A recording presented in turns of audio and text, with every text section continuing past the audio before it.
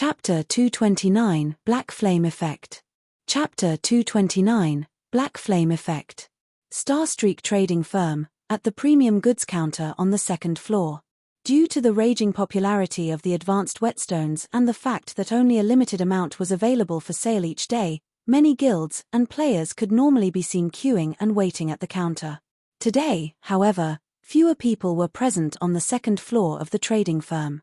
No one waited in line at the premium goods counter. Those present were only independent players just window shopping, and not a single guild player wandered the spacious hall. Nobody present even asked about the availability of the advanced whetstones, and such a situation had caused Anna, the manager of the trading firm, to grow anxious. Immediately, she started an investigation into the cause of this sudden lack of customers. She then forwarded her findings to Shifeng, letting him decide what to do with it. Although I have long since expected this, they certainly took action quickly. Is Darkstar trying to start a price war with us? Shifeng revealed a calm smile after he read the message Anna had sent him.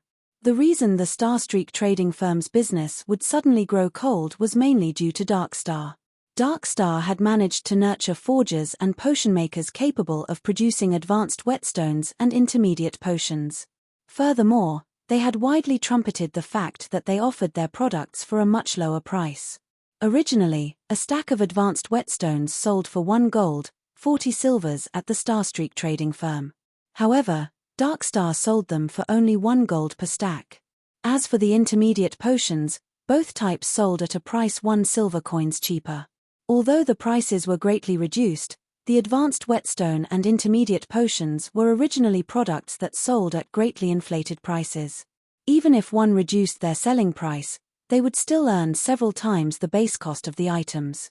Hence, in order to solicit customers, Darkstar would naturally initiate a price reduction.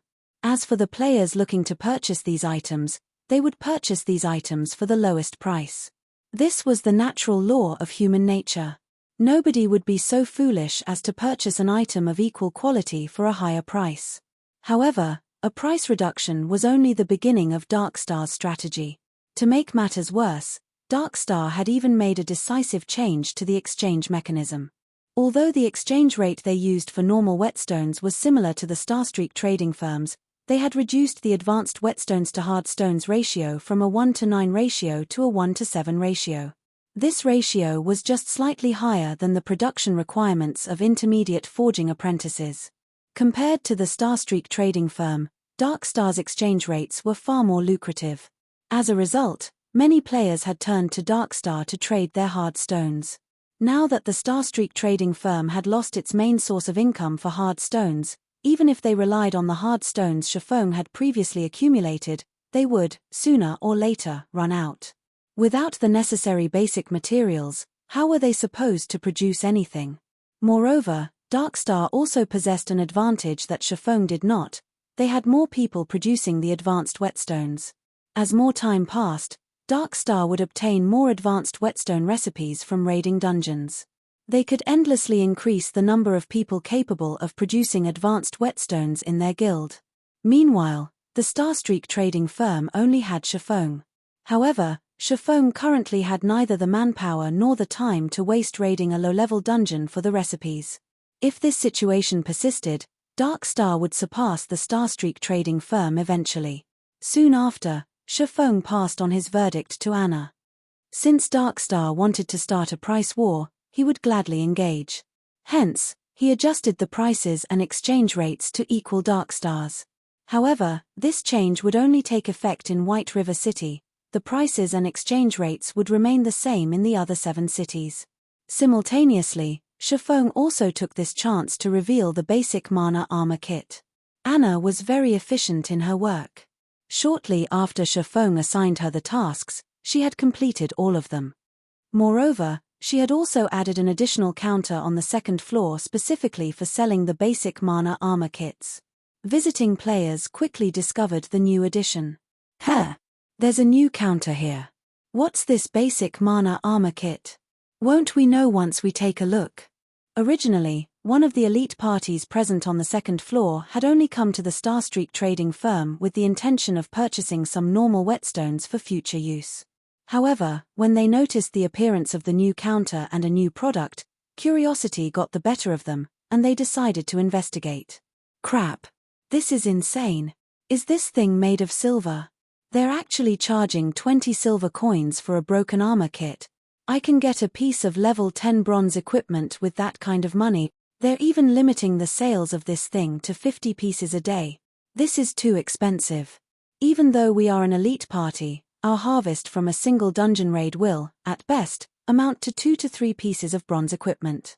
Moreover, not only do we risk losing experience, but we also need to spend money on potions and repairs after a raid. One armor kit already amounts to our party's total harvest in a single day. Wait a minute, why are the attributes of this armor kit so high? We can bind a total of 3 pieces on per character. The total attributes of 3 pieces is even higher than a level 10 mysterious iron ranked breastplate. Look, every armor kit is marked with a black flame. Don't tell me this is something made by the Black Flame Forger. Originally, the members of the team had cursed the Starstreak trading firm for trying to rip them off. However, the moment they noticed the attributes on the mana armor kits and the Black Flame mark, they involuntarily shuddered. Who was Black Flame? He was someone every veteran player throughout Starmoon Kingdom knew. Although the Glimmer chestplate was outdated at this point, it was an undeniable fact that the item had once caused an uproar throughout Starmoon Kingdom. Moreover, due to its gallant appearance, many players still held onto their Glimmer chestplates. The ones that held the Black Flame mark looked even more awesome, and countless collectors wished to possess of one of these pieces. Unfortunately, such marked pieces were exceedingly rare, and right now, each piece was already worth 50 silver coins on the black market.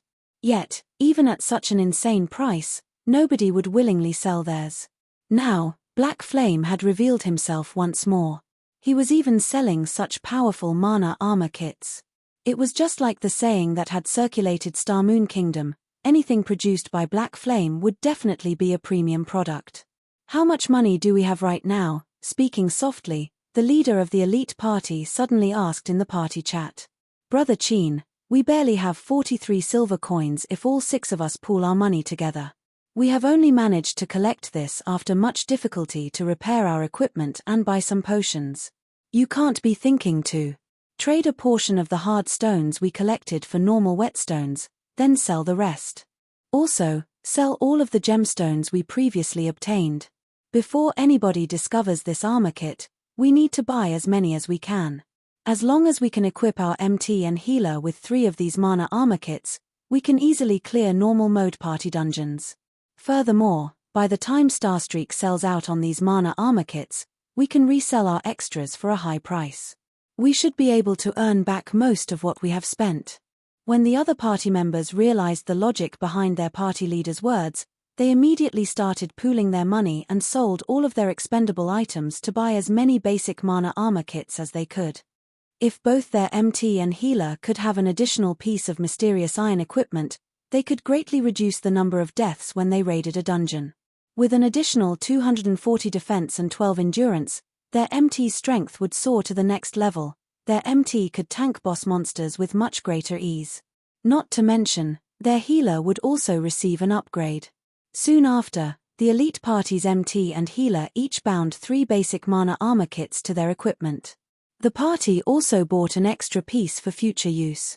In reality, it wasn't just this particular elite party that had found out about the basic mana armor kits. Several other elite parties and independent players that had wandered into the Starstreak trading firm had secretly sold off their assets after discovering the armor kits. Some of the players who were wealthy in reality even went as far as to purchase coins at a high price to purchase the armor kits. As a result, 50 basic mana armor kits silently disappeared from the Starstreak trading firm. During the night, when the moon was bright and the stars were few, many players would come to the pub to relax and chat. Old Cheen, why is your party so happy today? You guys even bought such expensive alcohol to drink. Don't tell me it's your birthday, a party leader of another elite party asked. Our 3-headed wolves party is very happy today. Here. I'll treat your 9-headed birds party to this bottle of ice blue spirit. Did you guys strike it rich? Why are you being so generous? This is a high-quality spirit that costs 3 silver coins. Of course. Today, our party managed to clear a hard mode party dungeon for the first time. We also managed to get a piece of mysterious iron equipment for our MT from that dungeon raid. Tomorrow, we plan to raid another hard mode party dungeon. The other players inside the bar were immediately shocked when they heard that someone had managed to clear a hard mode party dungeon. They all sent envious gazes at the player called Chin. Throughout White River City, the number of independent parties that managed to clear a hard mode party dungeon could be counted on one's hands. Old Chin, stop boasting. Did you think I don't know about your party's strength? Not to mention hard mode, you guys still have to struggle through life and death to even clear a normal mode party dungeon. The party leader of the 9-headed birds frowned in disbelief. Ha ha ha. If it were in the past, of course, it would be impossible. However, our party's MT has over 1,000 defense and 1,600 HP right now, Chin gleefully boasted. The party leader of the 9-headed birds was greatly shocked by this information. After all, he and the other party leader had known each other for a long time now, so he knew Chin from top to bottom. Previously, the 3-headed wolf's MT had not been so powerful. He was even weaker than the 9-headed bird's MT by a small margin. After some probing, the 9-headed birds spent 20 silver coins to obtain the secret the 3-headed wolves used to clear a hard mode party dungeon. The main reason for the 3-headed wolf's success was the contribution of the basic mana armor kits. During the day, the 3-headed wolves were one of the parties that had secretly bought the basic mana armor kits from the Starstreak trading firm. With their newly improved MT and healer, in addition to their familiarity with the dungeon they cleared, they finally managed to achieve the feat that all independent parties aimed for, clearing a hard mode party dungeon. Chapter 230, Crazy Night. Chapter 230, Crazy Night. The night bazaar of White River City had been organized to allow players to conduct business with each other. Due to Darkstar's incessant advertising, the bazaar today had grown lively. Many guilds had collected a large amount of hard stones and coins to purchase the advanced whetstones from Darkstar. Players busied themselves with setting up stalls throughout the plaza where the bazaar would occur. As one had to pay a steep processing fee to use the services of the auction house, many players had opted to sell their accumulated loot today instead. Meanwhile, of the many stalls set up at this plaza, the most attention-grabbing one belonged to Darkstar, as there were several hundred players currently lined up before Darkstar's stall. Seeing this, Lone Tyrant's heart fluttered with joy.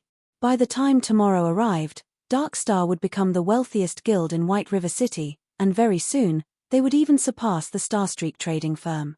They would become the possessor of White River City's economic lifeline. At that time, even Ouroboros would not be a match for Darkstar. Half an hour after the bazaar started, something odd happened. This incident caused plenty of guilds to grow sluggish in their thoughts, and even Lone Tyrant was utterly dumbfounded. Can someone tell me just what has happened here? Lone Tyrant bellowed, pointing towards the empty plaza. Boss, I made some inquiries just now and found out that the Starstreak trading firm has similarly reduced the prices of their items.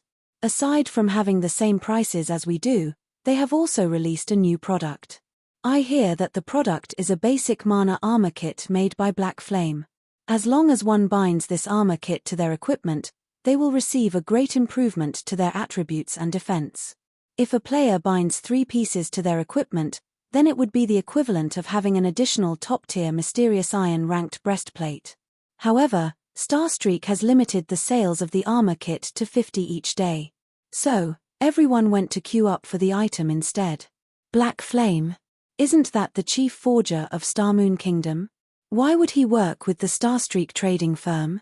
Lone Tyrant's brows wrinkled. He had also heard rumors about Black Flame. However, the man was simply too mysterious, so nobody had a concrete idea which major power stood behind him. The public only knew that there was a deeply hidden major power supporting Black Flame. So what if he is the chief forger? Lone Tyrant sneered, since Black Flame can create such a good item, we only need to make it as well. Immediately investigate the basic mana armor kit, find out where we can get the forging design. I truly wish to thank Black Flame for giving us this great business opportunity. Boss is the best. I'll investigate it immediately. Meanwhile, at the Starstreak trading firm, there was already a sea of people lining up outside the building, selling one stack of hard stones for a low price. Come over here if you are interested. Level 10 bronze axe for 30 silver coins. Buying silver coins for a high price. I'll take as much as you have. Unknowingly, a market had formed outside of the Starstreak trading firm. Although players could not set up stalls there, they could still do face-to-face trading. Albeit troublesome, nobody would mind such a small matter. After all, they were currently trying to make as much money as they could. By the time the Starstreak trading firm started selling the basic mana armor kits again, they would buy as many as possible. While everyone stood in line outside the building, many had struck up conversations with one another. They started to boast about the effects of the basic mana armor kit. What the three-headed wolves party had accomplished had especially become the envy of many independent parties. Meanwhile, the more this news spread, the more it was blown out of proportion. Currently, the rumors mentioned that the three-headed wolves had originally not been able to clear even a normal mode party dungeon. However, after their MT and healer had each bound 3 basic mana armor kits to their equipment, the party immediately succeeded in raiding a level 10 hell mode party dungeon. They had even obtained a secret silver ranked shield and many other mysterious iron set equipment pieces from the raid, increasing their team's prowess to that of a party of experts. Some said that the three-headed wolves were currently stronger than even the elite members of a first-rate guild. This rumor had caused many independent players to long for the basic mana armor kits. They wished to obtain the armor kits and achieve great success. Aside from independent players focusing on the basic mana armor kit, the various guilds had also started taking action. They tried to think of ways to contact Black Flame. They wanted to purchase a large number of the armor kits from him directly. After all, if they could equip every member of their elite team with 3 basic mana armor kits, their team's strength would rise to an entirely different level. At that time, conquering the 20-man Hell Mode team dungeon would no longer be a dream. Taking a step back, even if they could not clear the Hell Mode, if they could manage to clear the Hard Mode, they could still reap a lot of benefits. Hence, it was a must for them to obtain the basic mana armor kits. DI. Snow, is Big Brother Black Flame offline? Zhao Yueru asked, worried. Gentle Snow nodded her head, saying bitterly, I have truly underestimated Black Flame. Originally, I thought that he would suffer a small setback after Darkstar revealed the advanced whetstones and intermediate potions. However, I would never have imagined that he would reveal such a card, catching everyone by surprise. Gentle Snow had believed that she had a good understanding of the man called Black Flame. However, time and again, Black Flame continued to surpass her expectations. It was as if Black Flame had brought out 2 cards, one white and one black, forcing others to guess which card he would reveal. In the end, however, he had done the unpredictable by taking out a grey card, catching everyone by surprise. Night in God's domain was day in reality. At this moment, Shifeng had already logged off from the game and started training his body. Hence, he had absolutely no idea about the current goings-on in White River City. Ever since Shifeng had moved to his new apartment, the first thing he did after waking up every morning was drink a bottle of nutrient fluids. He would then complete 20 sets of muscle-strengthening exercises and a 10-kilometer morning run. The nutrient fluid is as extraordinary as expected. My current physique should be on the level of a normal member of the school's fighting society. After ending his morning run, Shifeng made a rough estimate of his body's current condition. However, if he wanted a more accurate estimate, he would need to test his abilities in an appropriate training room. After training and strengthening his body these past few days, Shifeng was no longer as frail and thin as he used to be. Currently, Shifeng's body had grown much sturdier, giving others a faint feeling that it was packed with vitality. As usual, after completing his daily workout routine, Shifeng paid a visit to the workshop to check on its current renovation progress. A gaming workshop occupied an entire office floor of such size. In the past, such a notion was simply inconceivable. However, along with God's domain's growing influence, it wouldn't be odd even if a gaming workshop took up an entire office building, not to mention a single floor. In the past, Shadow was one such example. However, the shadow of that time possessed a lot of members. It had even established 10 great city-states under its name. It was only normal to have such a large workshop. Brother Feng, you're here. The workshop's renovation is complete. We are just waiting for the gaming facilities we ordered to arrive, and we'll set them up.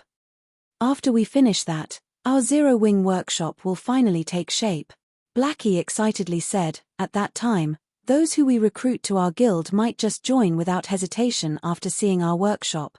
A few days ago, Shifeng had suddenly paid a visit to Blackie's dormitory. He notified Blackie that he had already purchased a workshop in the city center. In the future, Blackie would not need to live in the dormitory, disturbed by others. Blackie could simply live in the workshop and focus on playing God's domain. Moreover, there was a high-class restaurant situated a floor below the workshop. The well-known Big Dipper Training Center was also located on the street next to their building. Compared to living in the university's dormitory, it would be far more comfortable for Blackie to live in the workshop. In the beginning, Blackie had thought that the workshop Shifeng had mentioned would only be a house of 50 to 60 square meters. Even so, that would still be a relatively comfortable place to live. However, when Blackie arrived at the building floor and discovered that the entire floor was meant for their workshop, Blackie had nearly thrown out his back in shock. Shortly after, that shock had turned into immense joy. After all, this large workshop of theirs was far more amazing than Shadow's. With such an amazing workshop, would they even need to worry that they couldn't surpass Shadow in the future? Oh, right. Blackie, how are things on your side? How much longer do you guys need before getting out of there? Shifeng asked. Chapter 231, Legendary Genius. Chapter 231, Legendary Genius. Blackie and the others had been trapped in the trial of God for several days now. If they remained inside, Shifeng didn't know when he could go to the demon's castle to obtain the demon's heart. Hence, Shifeng needed to know their current progress. If they were truly unable to leave the trial anytime soon, his only option was to seek Gentle Snow's help. However, he did not want Gentle Snow to know too much about him. Unless it was a desperate situation, he would not turn to Gentle Snow for help. Right. I totally forgot to tell you since I was so excited about the workshop.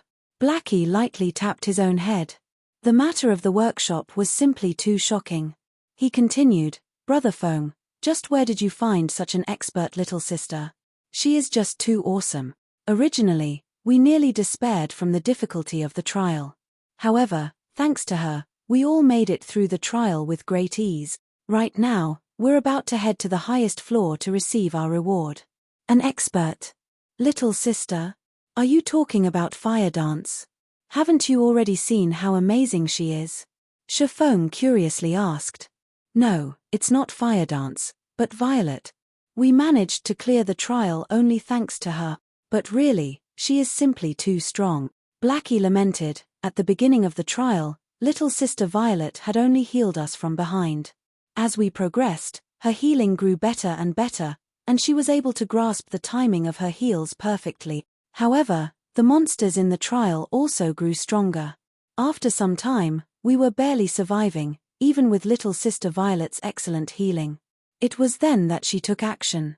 Although her combat standards, in the beginning, were very crude, as the battles continued, one after another, her combat standards increased endlessly. Within just a day, she had already surpassed Fire Dance. I even felt that the Trial of God was created specifically for little sister Violet. Inside the Trial of God, for every trial we cleared, we would be given an evaluation and an appropriate reward. Meanwhile, ever since little sister Violet took action, she always obtained an evaluation of rank A or above. Her equipment and skills continuously upgraded, and regarding damage output, even though I had the Mavis's guard, I only won against her by a small margin. If little sister Violet also had an epic ranked staff, she would have long since left me in the dust. Little sister Violet is the most talented person I have ever met in God's domain. Brother Feng, if you saw her frightening growth rate, you, too, would be shocked. After having mentioned Violet Cloud, Blackie could not stop his mouth as he talked on and on about her. Blackie spoke as if Violet Cloud were the strongest expert in God's domain, and nobody was above her. Of course, Blackie was speaking about Violet Cloud's innate talent, and not her current strength. After all, Violet Cloud's rate of improvement was simply horrifying. With such an improvement rate, she would sooner or later become the strongest player in God's domain. It's good that you guys passed the trial. However, you shouldn't just pay attention to Violet. Don't forget that you are a cursemancer, while she is a cleric. You also hold an epic ranked staff in your hands. If your damage really does lose to hers, then you're going to have to hand over the Mavis's guard to Violet, Shifeng joked.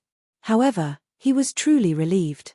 It was no wonder Violet Cloud had managed to become a cleric god in the past. Her innate talent was not a sham. However, maybe because Violet Cloud had played a cleric in the past, she had never revealed her true potential during the early stages of the game. However, after leaving Ouroboros, Violet Cloud could no longer depend on her healing to play God's domain, as she only had herself to rely on in battles. Hence, she started to display her frightening talent. Similar to the current situation in the Trial of God, healing alone was not enough. Hence, Violet Cloud had no choice but to engage in battle as well, inadvertently revealing her explosive talent. Maybe she is one of the legendary geniuses, Shifeng sighed. In the past, although his techniques were good, when compared to Violet Cloud, the difference between them was like heaven and earth. It was no wonder Violet Cloud had become a cleric god.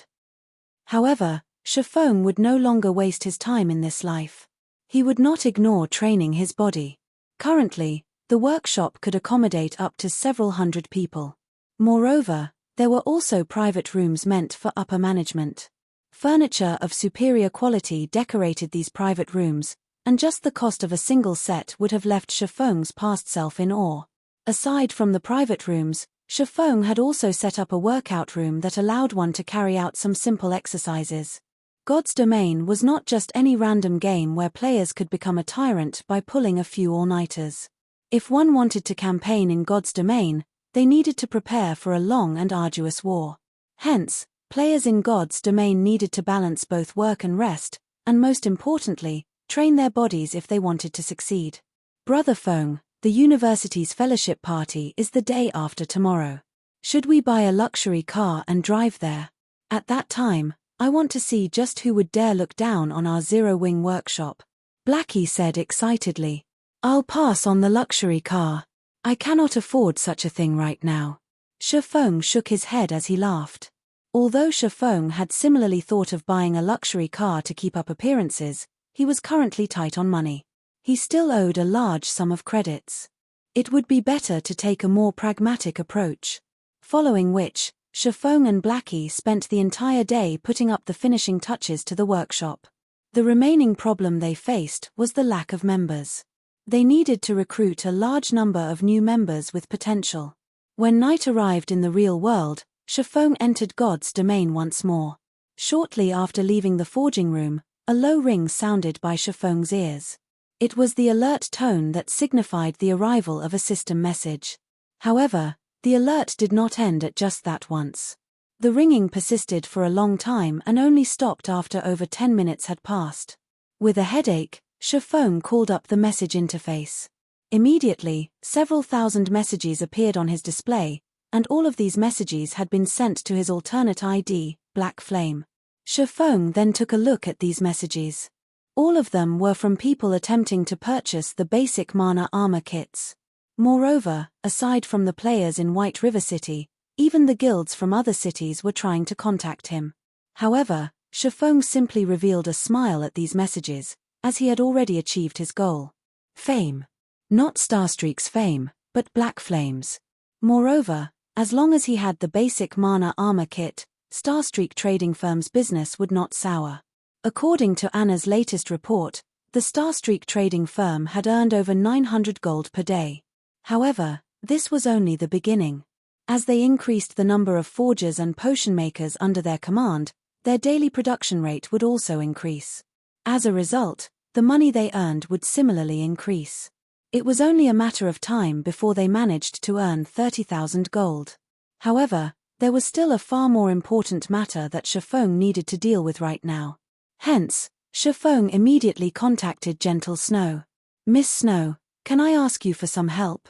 I wish to buy a few advanced whetstone recipes from you, Shifeng asked. The drop rate for the advanced whetstone recipe is extremely low, and even Ouroboros has only managed to procure several copies. Since we are old acquaintances, I can sell a few to you. However, I want to conduct the trade using basic mana armor kits. Gentle Snow revealed a smile. She rejoiced at the fact that Black Flame came to her for help. If so, she could just directly request to exchange for the basic mana armor kits. Ever since the basic mana armor kits were revealed to the public, she immediately had her subordinates conduct an investigation on the item. However, they promptly discovered something unusual. It did not drop from anywhere at all. It seemed to be a special forging design obtained through a quest, so there was no way for others to obtain it at all. Hence, if they wanted to obtain any mana armor kits, they could only obtain them from Black Flame himself. Alright, but I wonder how Miss Snow plans to exchange. 1 advanced whetstone recipe for 20 mana armor kits. I can trade 3 copies with you. Deal. You can send one of your subordinates to conduct the trade at the Starstreak trading firm. Shifeng did not hesitate to accept Gentle Snow's high price. After they agreed upon the transaction, Shifeng disconnected the call. He then took the mana armor kits he had just finished producing to the Starstreak trading firm. Shifeng intended for Cream Cocoa and Melancholic Smile to learn these advanced whetstone recipes. After all, he still had many matters of his own that he needed to deal with. He couldn't just forge items all day. In the future, the Horizon Alliance's main strength would still have to depend on them. Thus, he purchased those recipes. Brother Feng, we're out of the trials. When do we head to the Demon's Castle? Shortly after Shifeng had finished dealing with his own matters, Blackie's message arrived. Chapter 232, Returning from the Trial. Chapter 232, Returning from the Trial. At this moment, several figures suddenly appeared in the teleportation hall of White River City. Ha ha ha. We're finally out of that suffocating place. There are so many players in White River City. Of course. We've been stuck in that broken place for so many days now. The conversation of these new figures resounded throughout the teleportation hall, and these players were none other than Fire Dance and the others who had just returned from the Trial of Gods. The moment they set foot out of the teleportation hall, the group immediately attracted the attention of many players. The equipment Fire Dance and the others wore was simply too dazzling, nearly blinding all observers. Even the elite team members of first-rate guilds were not immune. After all, among the 8 members of the team, the poorest quality equipment they wore was mysterious iron rank. Meanwhile, out of everyone in the party, the cleric, Violet Cloud, had the best quality equipment. Although she did not have any set equipment, she still had 6 pieces of secret silver equipment and a fine gold ranked staff. No matter how one looked at it, Violet Cloud's equipment far surpassed that of any member of a guild's main force.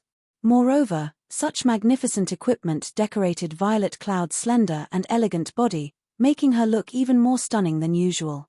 She looked like an angel descending to the mortal realm, simply breathtaking. Aside from a beauty like Violet Cloud, there was another female member of the party who was equally beautiful. Garbed in a flame-red, tight-fitting leather shirt, the sexiness of Fire Dance's polished body was further accentuated. With 2 exquisite beauties present, the team of 8 would naturally attract a lot of attention. As a result, many of the teams present, who were originally about to set out to a dungeon, crowded around Fire Dance and the others. They sent Fire Dance invitations, one after another, requesting Fire Dance and her team to join them in raiding a 20-man team dungeon. Having a powerful cleric like Violet Cloud would significantly increase their chances of success. Moreover, aside from Violet Cloud, the Guardian Knight, Kola, also had superb equipment. If these experts were willing to do them a favor, they could easily gain a few pieces of top-tier equipment. Unfortunately, their beautiful dreams were doomed from the start as Fire Dance rejected them all without hesitation.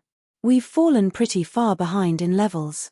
After we replenish our necessities, let's go level up, Fire Dance said, speaking in the team chat, completely ignoring the hungry gazes of the surrounding players. Nobody in the team opposed her suggestion. After getting along with each other for several days, Fire Dance had already become the core of the team. Everyone had especially acknowledged Fire Dance's ability to command.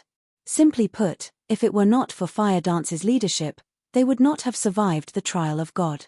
Just when Fire Dance and the others were about to head to the Starstreak trading firm to purchase some recovery items, over a dozen players walked towards them. Although these players did not possess a guild emblem on their characters, they were clearly not a team to be underestimated. Even though the shield warrior leading this team was a man with an emaciated face and thin body, his appearance could not overshadow the keenness of his gaze. Moreover, this man currently wore a complete level 10 mysterious iron set equipment, in addition to a secret silver ranked shield and one-handed sword. Possessing such items was a clear proof of his strength. While Fire Dance and the others were shocked by the equipment and strength of the team moving towards them, the team in question was similarly shocked by Fire Dance and the others. Crap. Who is that little sister? She actually has 6 pieces of secret silver equipment on her. I'm not seeing things, right? Smuggled goods. I look down upon you. You're actually only paying attention to the girl's body. Can't you see the weapon the cleric girl has? Also, look at that vulgar-looking cursemancer's staff. It should be secret silver rank or stronger. Scram. I have no interests in flat chest. I am obviously talking about the hot little sister standing next to the cleric. Although the Guardian Knight of Fire Dance's team was lacking compared to their own MT, their cleric and cursemancer were obviously much worse than the two before them. Moreover, the two teams were similar in that they both were independent teams and neither belonged to the main force of a guild. In White River City, where guilds occupied most of the important resource points, it was a rare sight for an independent team to possess such top-tier equipment. So, how could they not attract attention? Hello, I am War Wolf, team leader of the Holy Grail Knights. The emaciated man, War Wolf, took the initiative to introduce himself to Fire Dance. Zero Wings team leader, Fire Dance replied, her interest to befriend this new team growing. Shifeng had passed the management of the team to Fire Dance, and Fire Dance knew Shifeng had done so due to his trust in her. She did not wish to betray that trust. Hence, taking their future guild into consideration, as the manager of the team, she naturally had to think of a way to expand and strengthen the team. Meanwhile, the foreign team before her was clearly a formidable independent team. She felt their leader, War Wolf, was more than he appeared. Although she had never fought with him before, she knew that he was one of the rarely seen Apex experts. If she had to PK against War Wolf, she would not have any advantage against him. If she could recruit such an expert and team into their guild, they would have no worries when raiding large-scale team dungeons in the future. Fire Dance. War Wolf was slightly surprised when he heard this name. He then said, "So you're Fire Dance, the earliest player to get first place on White River City's ranking list. How fortunate to meet you." War Wolf's evaluation of Fire Dance rose even higher after learning the news. Aside from Gentle Snow and Zhao Yueru, Fire Dance's imposing aura was likely the most powerful of all the female players he had met. Moreover, Fire Dance was also an independent player. "I was just lucky." Fire Dance smiled as she said, "I see that team leader Wolf is about to go dungeon diving." "That's right. We're currently about to raid the level 12 Frost Nest," War Wolf revealed. "Is Miss Fire Dance interested in joining us?" The Frost Nest was a level 12, 20-man team dungeon. Currently, aside from the main force of the major guilds, no other team possessed the strength to challenge such a dungeon. "Thank you for your kind offer, but we still have our own matters to attend. We will definitely join you if we have the chance in the future." Fire Dance immediately rejected War Wolf's offer. Shifeng had previously instructed them to raise their levels as he still had some important matters to deal with. If they entered a dungeon right now, their leveling speed would suffer, and they might even lose some EXP. Hence, Fire Dance chose to reject the offer without a second thought. "That's truly unfortunate. Let's add each other as friends, Miss Fire Dance. If we have a chance to raid a large-scale team dungeon together in the future, we can contact each other more conveniently." War Wolf sent Fire Dance a friend request. Since Fire Dance was also an expert of God's domain, common equipment would not satisfy her. Yet, to obtain high-quality equipment, aside from killing Lord-ranked field bosses and completing special quests, The only other option was raiding a team dungeon or a large-scale team dungeons. However, an independent team was different from guild members. The teams were loosely formed, and the strength of the members usually varied. If an independent team relied solely on themselves, they would have no way of clearing a large-scale team dungeon. Hence, independent teams needed to cooperate with one another. Only by combining the strength of multiple independent teams would they have a chance of raiding a 50-man or above large-scale team dungeon. Yet, not just any independent teams would be fit for the task. A sufficiently strong independent team was necessary. Otherwise, entering a large-scale team dungeon would be suicide. Hence, Warwolf planned to befriend powerful independent teams. If they had powerful allies, they would have a much easier time raiding large-scale team dungeons. Just as Fire Dance and Warwolf added each other as friends, Shifeng had arrived at Blackwing City. He had come to conduct his third business transaction with Aqua Rose. This time, however, Shifeng had not brought a lot of the level 10 equipment and weapons he had forged. Now that the majority of the players in God's domain were over level 10, these items were no longer as valuable as they were before. Hence, Shifeng did not produce many of them. Instead, he prepared something better, something that could even attract the attention of first-rate guilds. In addition, the Blackwing auction house was holding an auction today. To any wealthy player, this was a chance that must not be missed, including Shifeng, who currently possessed enormous wealth. However, after Shifeng had arrived at the appointed restaurant, Aqua Rose did not show up, even after a long time had passed. Instead, a pot-bellied man resembling Metria walked over and quietly sat opposite of Shifeng. With a gentle and elegant smile, he said, "Hello there, Master Blackflame. As Miss Aqua has some urgent matters to attend to today, she has sent me to represent her in this transaction. Miss Aqua expresses her sincerest apologies." Chapter 233 Astronomical Transaction. Chapter 233 Astronomical Transaction. Miss Aqua has some urgent matters. Shifeng was slightly surprised. That's right. Although I cannot reveal to your excellency what those matters are, I, Joking Scholar, can represent Miss Aqua in conducting the transaction with you. However, Shifeng did not believe him. Every time he and Aqua Rose completed a transaction, both sides would gain massive profits. Logically speaking, there should be nothing more important than this matter. Even if Aqua Rose truly had an urgent matter, she should have at least notified him beforehand.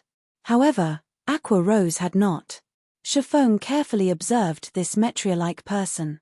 Although he appeared absolutely harmless, his body exuded a sense of shrewdness that spoke of vast experience in the business world. Virtual reality. In this realistic world, regarding a player's expressions or demeanor, both would be fully displayed on their characters. With over a decade of experience campaigning in God's domain, Shifeng could immediately perceive the delight and panic hidden behind those beady little eyes.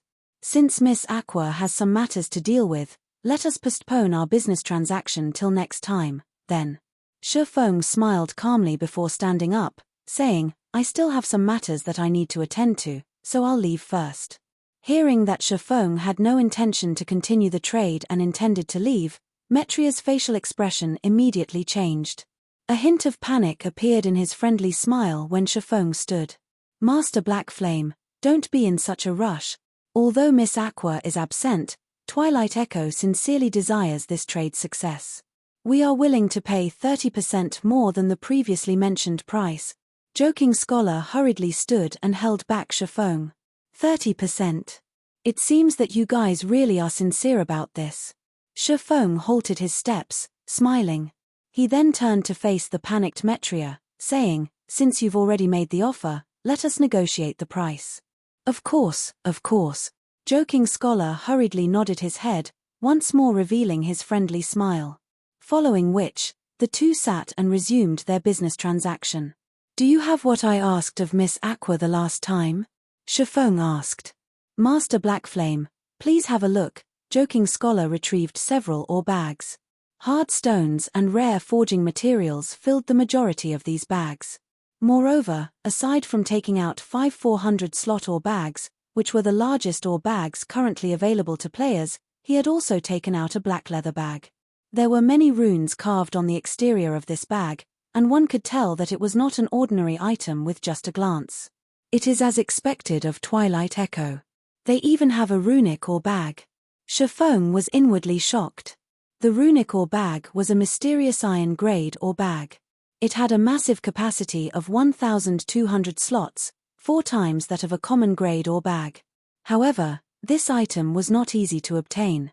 Only Lord-ranked bosses in mines had a chance of dropping this item. Compared to the previous encounter, this transaction would be far larger. Joking Scholar had prepared over 2,000 stacks of hard stones, 300 stacks of fine iron ore, 400 stacks of silver ore, and 200 stacks of mithril ore. Furthermore, there were also 100 stacks of gold ore, which was currently unavailable in Star Moon Kingdom. Just how much manpower and resources had they spent in the process of gathering such a large amount of precious ores? This was precisely the strength of a first-rate guild. It was not something a normal guild could compare to. Good, everything that I requested is here. Deducting all these ores, if we factor in the 30% increase in price you previously mentioned, you just need to pay me an additional 120 million credits. Shifeng took out a letter that had been encrypted by the system and placed it on the table. Only a specified person could open this letter, and outsiders had no way to discover its contents. When Joking Scholar heard the price of 120 million credits, his smiling expression immediately froze. He had nearly spat the black tea that was in his mouth, the teacup in his hand nearly falling to the ground due to his trembling. The 120 million credits is the price of this encrypted letter. Joking Scholar looked at the white envelope on the table, his facial expression turning extraordinarily ugly. His previously beady eyes abruptly widened as he sent a chilling glare at Shifeng, coldly saying, "Master Blackflame, aren't you going a little too overboard? We of Twilight Echo have come here with the sincerest intentions to conduct business with you. Are you looking down on Twilight Echo? Or do you not take Miss Aqua seriously?" No matter how stupid Joking Scholar was, he knew that no transaction in God's domain could currently achieve such a frightening cost. That was 120 million credit. Not 120 million hell money. Such an amount was sufficient for a normal person to live the rest of their life in luxury. Even Joking Scholar himself would not earn such an amount in this lifetime.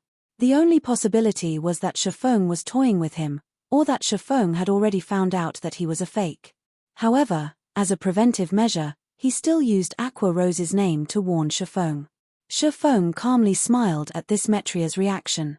He paid no mind to Joking Scholar's chilling and threatening gaze, unhurriedly saying, "How could you say such a thing? Weren't you the one that suggested for the 30% increase in price? I've fully followed our previous agreement and have brought what that Miss Aqua requested. Could Miss Aqua have forgotten to tell you about it? Or is it because you are fake?" A chilling light suddenly flashed in Shifeng's eyes as he loudly questioned. "You." At this moment, Joking Scholar gnashed his teeth in anger. Shifeng had clearly pretended to be the fool here. Yet, he could not just reveal Shifeng's act. "Master Blackflame, of course, I was sent here by Miss Aqua. Please stop trying to probe me. Miss Rose never agreed to this." Joking Scholar was no fool. He thought that Shifeng was currently trying to probe him, so he quickly cooled his temper. "Probe? What reason would I have to probe you?" Shifeng smiled as he said, "I am very serious. If Aqua Rose didn't mention such an important agreement to you and you have no knowledge of it, then it seems you are indeed a fake. If that is so, then I am truly sorry. Our business transaction ends here." Saying so, Shifeng stood and prepared to leave. Joking Scholar immediately panicked. He could no longer discern whether Shifeng's words were true or not. In the beginning, he thought Shifeng was trying to swindle him. Now, however, it would seem that his previous preconception might be wrong. Have I really guessed wrong? Was this letter actually what they intended to trade? Joking Scholar felt that his brain was no longer sufficient to process this matter. He could not see through Shifeng at all. Previously, Shifeng had expressed immense interest in continuing the trade. Now, however, Shifeng was about to leave after scoffing. Just what was he supposed to do? Joking Scholar had personally witnessed the benefits Aqua Rose had obtained through her transactions with Shifeng. If Twilight Echo could periodically conduct similar trades with Shifeng and obtain such immense profits every time, the other first-rate guilds in their kingdom would have no chance to compete with them. They would become the tyrant of their kingdom. Just by becoming the lord of a city, the benefits that ensued were enough to attract the world-class corporation's investments. Not to mention receiving a few $100 million, they could even receive tens of billions of credits. If Twilight Echo could become the tyrant of a kingdom, they could receive investments from over 10 major corporations. The credits they could earn were unimaginable. In comparison, the 120 million credit transaction right now could be considered negligible. However, 120 million credits was not pocket change either. Moreover, their guild had only obtained the many ores before him through the painstaking work. If they gave them all to Shifeng, the losses would be mind-blowing. Of course, if such a powerful benefit were truly available, it could greatly assist Twilight Echo in elevating its current position, becoming the tyrant of the capital city. However, Joking Scholar could not see past Shifeng's thoughts at all. He did not know whether Shifeng had the sincerity to continue their current cooperation. With his status, he did not dare make this gamble. Master Blackflame, please wait a minute. Maybe Miss Aqua has forgotten to mention this to me. I'll have to ask Miss Aqua about this before making a decision. If there truly are no problems, then the 120 million credits and these materials will all be yours. Joking Scholar decided to hold Shifeng back for now. He needed to report this matter to his superiors and let them decide what to do. That way, he won't have to take responsibility for this matter. Chapter 234 While the priest climbs a post, the devil climbs 10. Chapter 234 While the priest climbs a post, the devil climbs 10. Naturally, Shifeng could not just walk away after hearing Joking Scholar's words. Although he did not know what had happened to Aqua Rose, if he could swindle so many materials and credits, he would make a huge profit. Fine. I'll give you 1 minute. I'm in a hurry. Shifeng swept a glance at the clock displayed on the system interface. There were still 2 hours before the auction started at the Blackwing City auction house. If he missed this chance, he would have to wait for several more days before the next.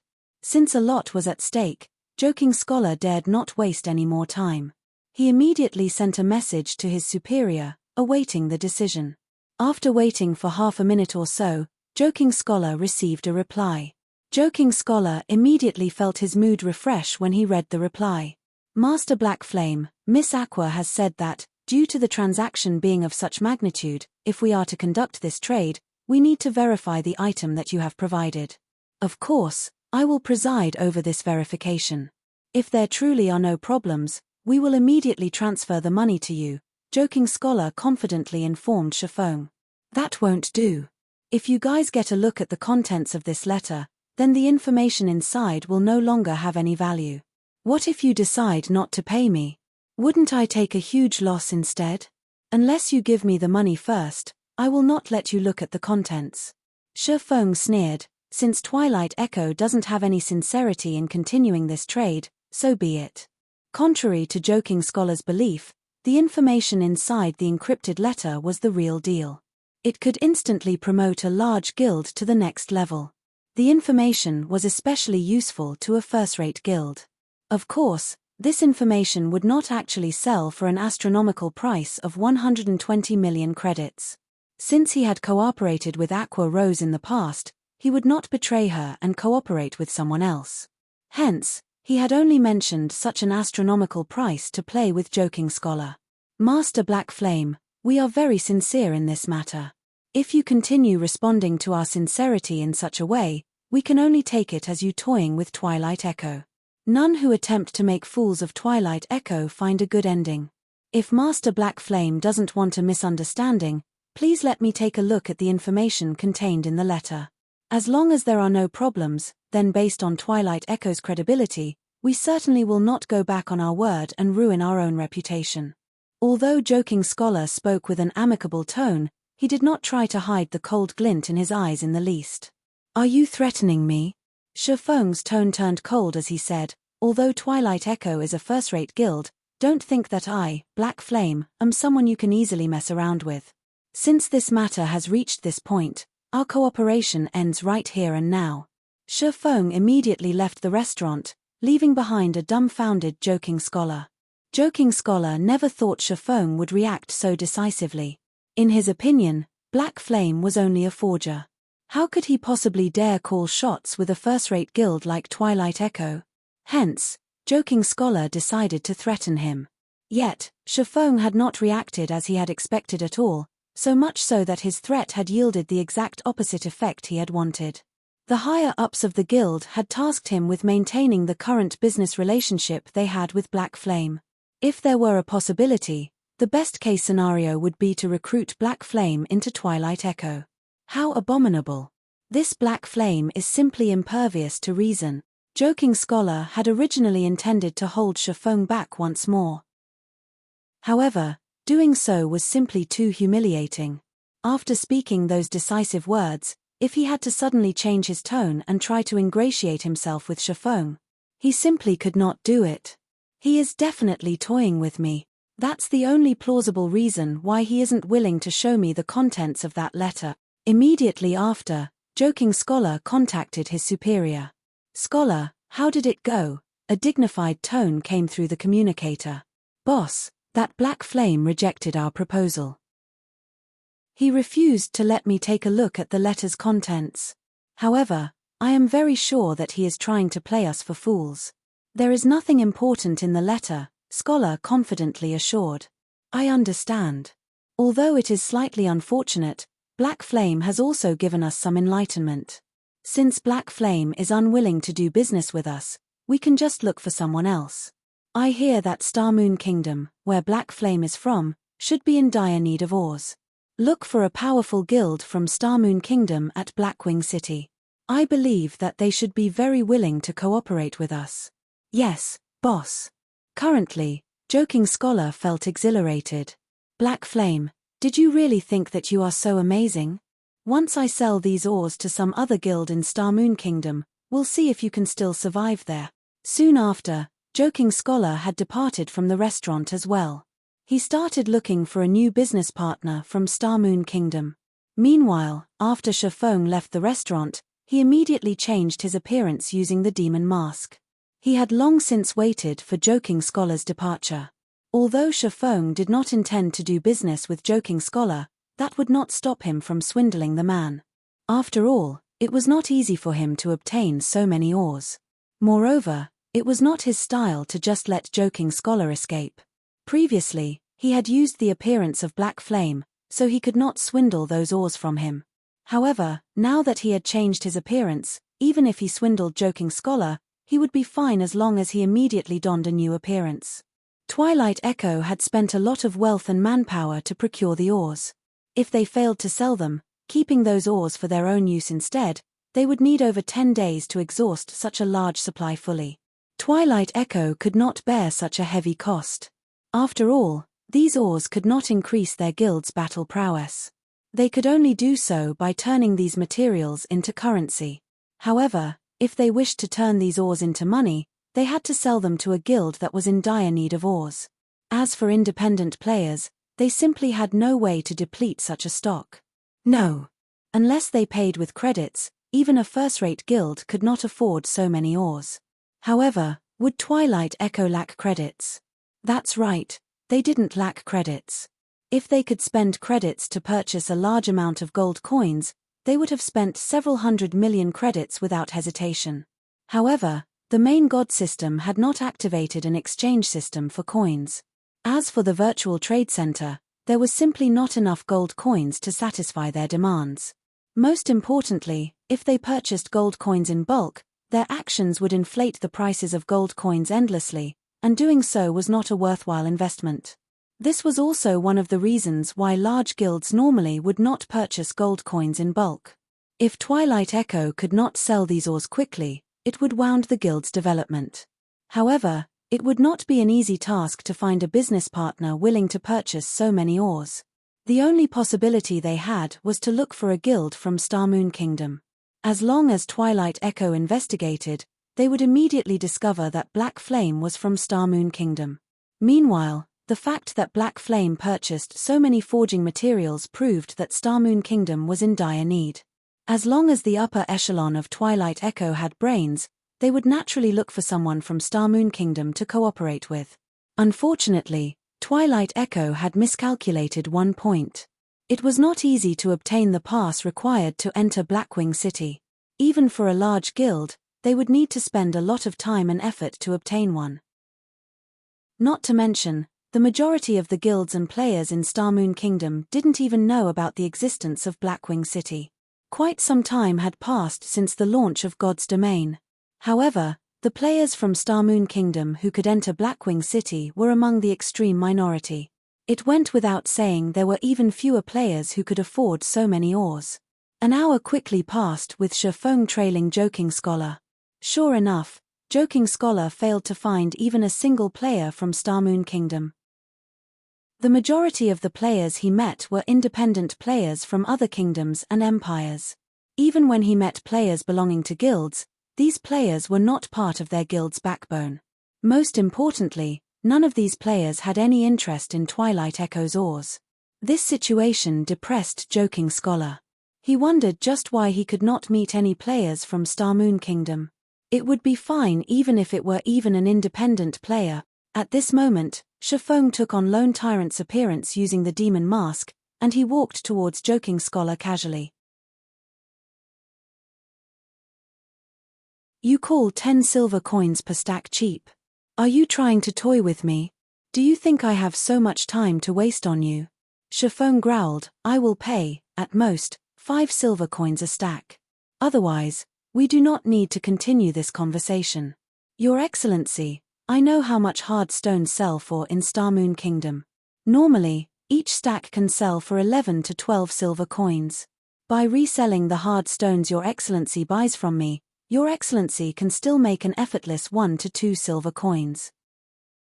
Moreover, the amount of hard stones I have with me is by no means small. They can allow Your Excellency to make an immense profit. Joking Scholar had done his homework, thoroughly researching the prices of ores in Star Moon Kingdom. Hence, Joking Scholar felt confident that Lone Tyrant was interested in buying the hard stones. Lone Tyrant was simply trying to lower the prices to maximize his profits. 12 silver coins. Shifeng disdainfully said, that was the price 2 days ago. Now that everyone's level is higher, the available locations they can farm hard stones from has also increased. It is absolutely impossible to sell them at such a high price anymore. I'll repeat myself one more time, 5 silver coins a stack. If you don't want to sell, then so be it. Immediately, Joking Scholar grew flustered at Shifeng's words. Indeed, he had investigated the ore prices in Star Moon Kingdom 2 days ago. Moreover, just as Shifeng had said, players' levels rose constantly. Not only would the drop rate of hard stones from monsters increase, but players could also obtain quite a number from mining ores. Take the hard stones Twilight Echo had gathered, for example. Twilight Echo had previously paid around 3 to 4 silver coins per stack while gathering the hard stones. If they sold them for only 5 silver coins a stack to Shifeng, they wouldn't make a huge profit. Your Excellency drives a hard bargain. How about this? What do you think about 8 silver coins a stack? Joking Scholar probed. Scram. If you're not going to sell them, then forget it. Shifeng pretended to grow angry. Although Shifeng stated that the prices of hard stones had fallen, the prices in White River City had not decreased by much. Each stack could still sell for around 11 silver coins right now. However, Shifeng was in no hurry. He knew that Twilight Echo was deeply afraid of keeping the hard stones and having their value depreciate as time passed. Such a loss could greatly hamper Twilight Echo's growth, letting the other guilds surpass them. Your Excellency, please wait a moment. How about 7 silver coins per stack? Joking Scholar hurriedly bargained when he noticed Shifeng about to walk away. However, his offer failed to halt Shifeng's steps. All right, 6 silver coins. I can't lower the price any further than that. Joking Scholar felt helpless at Shifeng's unyielding attitude. However, it was simply too difficult to find players from Star Moon Kingdom in Blackwing City. It was especially true for a guild leader like Lone Tyrant. If Joking Scholar could not sell these hard stones as quickly as possible, their value would continue to depreciate. However, reality was cruel. Shifeng did not halt his steps at all. Joking Scholar started to panic now. He hurriedly ran to stop Shifeng, saying in an urgent tone, "Your Excellency, are you really not going to consider it? 6 silver coins is already a very low price. You can't find such an offer anywhere else." "Can't find?" Shifeng smiled. Although Starmoon Kingdom ranked above average among kingdoms that produced herbs, regarding mineral production, Starmoon Kingdom ranked below average. Thus, the mineral supply in Starmoon Kingdom lacked constantly. However, not every kingdom and empire was in a similar situation to the Starmoon Kingdom. Immediately, Shifeng loudly yelled, selling hard stones for 6 silver coins a stack. "You definitely can't find a price lower than this." Shifeng's actions dumbfounded Joking Scholar. However, many players on the street sent gazes of contempt towards Shifeng. "Stop joking around. You call 6 silver coins a stack cheap? Even 5 silver 30 coppers is expensive where I come from. If you want to purchase in bulk, I can sell them to you at 5 silver coins a stack." Ah! I nearly died from laughter just now. Many players on the street started laughing at Shifeng. However, the one who was truly embarrassed was Joking Scholar. At this moment, he felt so ashamed that he could not even raise his head to face Shifeng. His absolute confidence from before had returned to slap him in the face. Moreover, someone had already made an offer of 5 silver coins per stack. Nothing could have a more powerful impact than this. "How about it? Didn't you say that your hard stones were the cheapest? Didn't you say that I absolutely couldn't find a lower price than yours?" Shifeng snorted as he asked, "Why is everyone offering me a lower price, then? Did you really think that I am a fool? This is a misunderstanding, really." Joking Scholar hurriedly said, "Just like Your Excellency suggested before, how about 5 silver coins a stack?" "Too late. I'll offer, at best, 2 silver coins now. Before, I had only casually asked around on the street, and already, someone has offered me a price of 5 silver coins. If I ask even more people, I might even find a cheaper offer than that. There are plenty of kingdoms rich in ores." Shifeng smiled contemptuously. Chapter 236, Mysterious NPC. Chapter 236, Mysterious NPC. Shifeng's offer this time truly shocked Joking Scholar. However, Joking Scholar knew that it was no longer possible for him to sell the forging materials for a good price. At this moment, Joking Scholar had finally realized that making money in Blackwing City was not an easy task. Although Blackwing City provided players with various opportunities, the competition here was more intense than any other city in God's domain. The players in Blackwing City came from various kingdoms and empires, and each one of these kingdoms and empires had their own specialties. Although Twilight Echo was a first-rate guild, they held no advantage whatsoever in this city. Even the forging materials they were so proud of held no advantage in this city. Joking Scholar honestly wondered how Aqua Rose had managed to make so much money from her trips to Blackwing City. "Your Excellency, can you give me some time? After all, the price you offered is simply too low. I need to consult with my superiors before making a decision," Joking Scholar persuaded Shifeng. "Fine. It just so happens that I need to purchase some items. We'll meet up in this plaza in 30 minutes. Shifeng nodded. The two promptly added each other as friends. After parting, Shifeng immediately walked into an empty alley. The reason he had offered an extremely low price of 2 silver coins was to force Joking Scholar to contact his superiors. More importantly, he had done so to part with Joking Scholar. Otherwise, he would have no way of realizing his plan. After walking into the alley, Shifeng immediately used the 7 Luminaries crystal and returned to White River City. He then rushed to the bank, retrieving several hundred stacks of hard stones and other ores, before using the 7 Luminaries crystal again to travel to Blackwing City. Afterward, Shifeng looked for a dark, narrow alley. Glancing at his surroundings and making sure that he had not been followed, Shifeng changed into a new appearance again. This time, He disguised himself as an old man with white hair. He then donned a black hooded cloak and changed his name to Carlos. Aside from his name, he had concealed his information. That should be about it. Shifeng examined his disguise. Regarding outward appearance or temperament, both looked extremely mysterious. Moreover, his body also exuded a frightening aura. He did not look like a player at all. After confirming that there were no problems with his disguise, Shifeng walked towards a relatively populated street. On the street, he discovered a relatively well-equipped guardian knight, and without hesitation, he walked towards this guardian knight. While he walked past this man, Shifeng pretended to accidentally bump into him, knocking the man down to the ground. Originally, the guardian knight was enraged from being knocked down.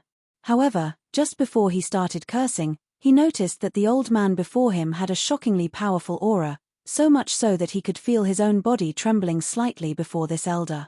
Immediately, he used an identification skill on this old man and found out that the old man was called Carlos. Meanwhile, any remaining information about the old man displayed as unknown. In God's domain, there were only 2 scenarios that resulted in an unknown return from an identification skill. One was when the targeted player used a special item to conceal their information, while the other was due to a large gap in strength. In both cases, a normal identification skill would not suffice to determine the target's information. Meanwhile, the old man before him was clearly not a player, but an NPC. Hence, the guardian knight determined that the old man named Carlos was very powerful. Afraid that he would earn the ire of this mysterious NPC and get himself killed, the guardian knight immediately swallowed his words. "Young man, are you all right?" Shifeng spoke in a dignified tone, casting an overlooking gaze at the guardian knight. "No, there are no problems at all," the guardian knight hurriedly said. "It's good that you're all right. However, it is still my fault for bumping into you. As compensation, you can come to my place to purchase items in the future. I will sell them to you at a discount," Shifeng said. Immediately, he started walking towards a nearby alleyway. Could my luck have come? The guardian knight reacted quickly as he immediately followed Shifeng into the alleyway. Shifeng was shrouded in mystery, and the aura he exuded was extremely frightening. Coupling that with the fact that he had bumped into a player, he would naturally attract the attention of many players on the street. Although Shifeng's words had not been loud, many of the surrounding players had clearly heard him. There were countless fortuitous encounters in God's domain. It was especially so for a place like Blackwing City. It was not strange for players to purchase some rare items from a hidden NPC.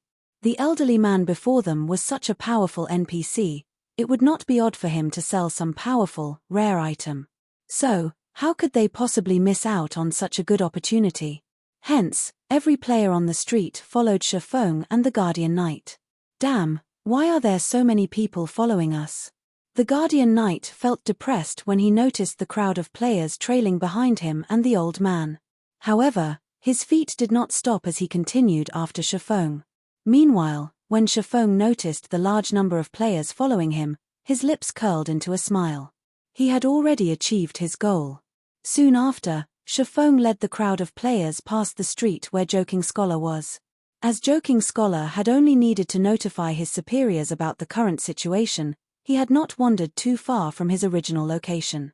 Naturally, he also noticed the strange sight of a crowd of players following a mysterious old man. Hence, he hurried after one of the players trailing Shifeng. After making a short inquiry, Joking Scholar learned the reason for this strange situation. His face lit up with joy as he, too, joined this army of players. Seeing that Joking Scholar had taken the bait, Shifeng located an unoccupied gazebo and took a seat there. His expression remained indifferent as he gazed at the players following him. The guardian knight from before immediately walked up to Shifeng without hesitation. He intended to find out what items he could purchase from the old man.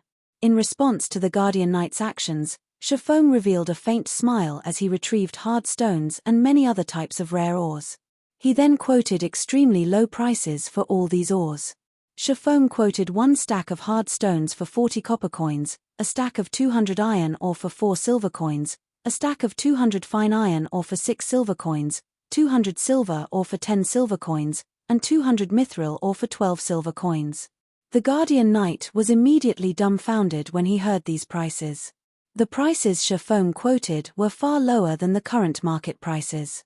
It was especially true for the hard stones that were currently in high demand. Your Excellency Carlos, I wish to purchase 30 stacks of hard stones, the Guardian Knight said, excitement clear in his voice. After all, if he returned to his own country and resold these hard stones at 5 silver coins, he would make an immense profit. Anyone would grow excited over such a situation. Hence, the Guardian Knight spent all of the money he had on him to purchase hard stones from Shafong. Meanwhile, the players that arrived a tad bit later were immediately stunned by the Guardian Knight's transaction. Immediately, they rushed forward to purchase hard stones from Shafong. A majority of the players currently in Blackwing City were independent players. The money they carried did not amount to much, so the number of hard stones they could buy was limited. Most of the players only bought a dozen or so stacks of hard stones from Shafong. In the blink of an eye, Shafong had already sold over 200 stacks. The players who managed to purchase hard stones from Shafong left with wide smiles. Some had even purchased gold coins using credits, shouting their offer on the streets. If they were to purchase coins through the virtual trade center, the coins would need at least 2 hours to arrive in their accounts. If it were a private transaction between players, however, they could immediately pay and receive the coins. Hence, these players immediately started yelling on the streets, going so far as to offer double the market price. Joking Scholar immediately panicked. This mysterious NPC was actually selling these items and at such a low price.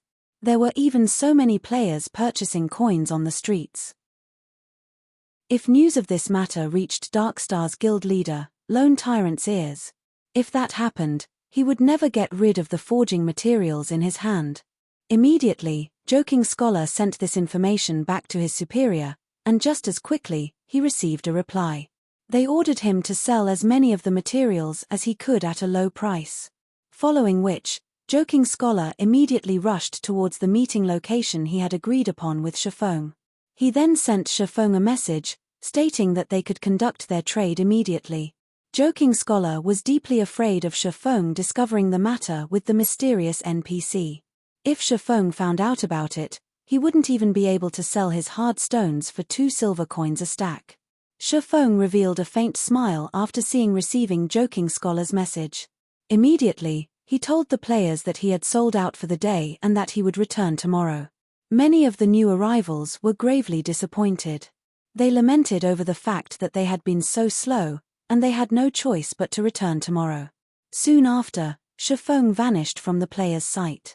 He searched for a secluded location and donned the appearance of Lone Tyrant once more, before hurrying over to the meeting location. Chapter 237 If you don't do stupid things, they won't come back and bite you in the ass. Chapter 237 If you don't do stupid things, they won't come back and bite you in the ass. In the central plaza of Blackwing City, many players wandered, sightseeing. Blackwing City was a must-see destination as it had been built atop the peak of a mountain. Meanwhile, the stargazing tower loomed in the central plaza of the city. Through the usage of a floating platform, players could arrive at the top of the tower and witness the full beauty of Blackwing City. Beneath the stargazing tower, Shafong located Joking Scholar. At this moment, panic painted Joking Scholar's face. His eyes were like searchlights as they scanned the plaza. When he finally spotted Shafong, he hurried over. Guild leader Tyrant, the higher-ups have given me my instructions. To maintain long-term cooperations with Guild leader Tyrant, we agree to sell the hard stones to you at 2 silver coins a stack. As long as you take these forging materials back to Star Moon Kingdom, you can earn back at least 3 to 4 times the cost, Joking Scholar said as he walked up to Shafong, a smile filling his face. Twilight Echo had spent a lot of time to obtain these forging materials. They had even spent an impressive sum of coins and credits in the process. Meanwhile, their main goal was to turn these forging materials into coins. If luck would have it, they could even make a small profit from the trade. By the looks of it, however, that would not happen. After all, not only were the forging materials of other kingdoms and empires similarly cheap, But there was also a mysterious NPC in Blackwing City selling these materials far below bottom-line prices now. The only thing Joking Scholar could do now was turn all these forging materials into coins, even at the cost of taking a small loss. He could then head to the Blackwing City auction and purchase some items that would benefit the guild's development. However, although ideals were wonderful, reality was very cruel. It was clearly impossible for Shifeng to spend hundreds of gold to purchase these materials. Even if he had over 3,000 gold coins, he still wouldn't spend it in such a way. Not to mention, Shifeng had spent so much effort in swindling Joking Scholar. He naturally wouldn't stop at just 2 silver coins. 2 silver coins a stack, now that's what I call sincere. However, just before I came here, someone mentioned to me that they are willing to sell a large amount of hard stones for 1 silver coin a stack. Moreover, if I am willing to purchase over 1,000 stacks, they will lower that price even further. Shifeng shook his head, feigning disinterest. What? 1 silver coin a stack? Who said that? Joking Scholar was already on the brink of insanity. He had only found a large transaction after much difficulty. Now, however, someone was trying to undersell him. Moreover, that person clearly knew about the mysterious NPC selling forging materials. If he had to sell each stack of hard stones for only 1 silver coin, he might as well take them back to his own empire and sell them there.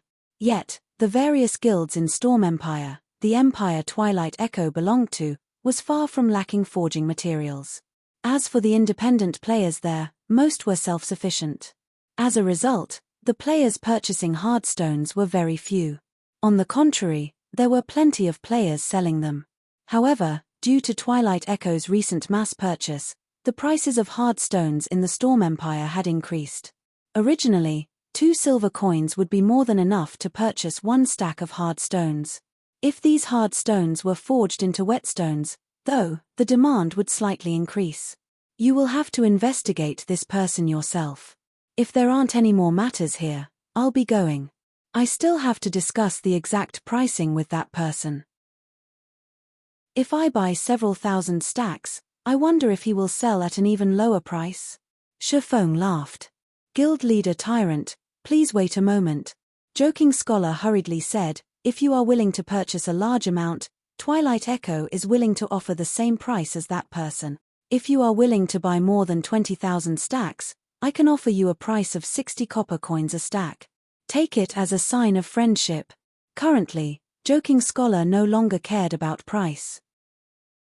The only fortunate matter to him right now was the fact that Lone Tyrant had yet to discover the mysterious NPC. Although Twilight Echo would incur an astronomical loss by selling the 2,000 stacks of hard stones they currently had at a price of 60 copper, they could simply purchase more hard stones at a price of 40 coppers from the mysterious NPC. If they resold those hard stones at 60 coppers, they would make a clean profit of 20 coppers per stack. If they resold 18,000 stacks, they could easily recoup their losses. Hence, Joking Scholar needed to take action quickly. If Lone Tyrant found out about this matter, he might not even be able to sell the hard stones he had for 40 coppers a stack. 60 copper coins a stack. Moreover, you guys actually have over 20,000 stacks. Shifeng feigned astonishment as he spoke. Of course, this is our way of showing sincerity. However, you have to buy 20,000 stacks to get such a low price. Joking Scholar nodded his head, smiling. Hold on a minute. I'll ask that person what price he is willing to offer if I buy 20,000 stacks, Shifeng said. Hearing that Shifeng was about to contact the person who knew about the mysterious NPC, Joking Scholar's panic grew. Anyone aware of this information only needed to spend as much effort as flipping a hand over in this transaction.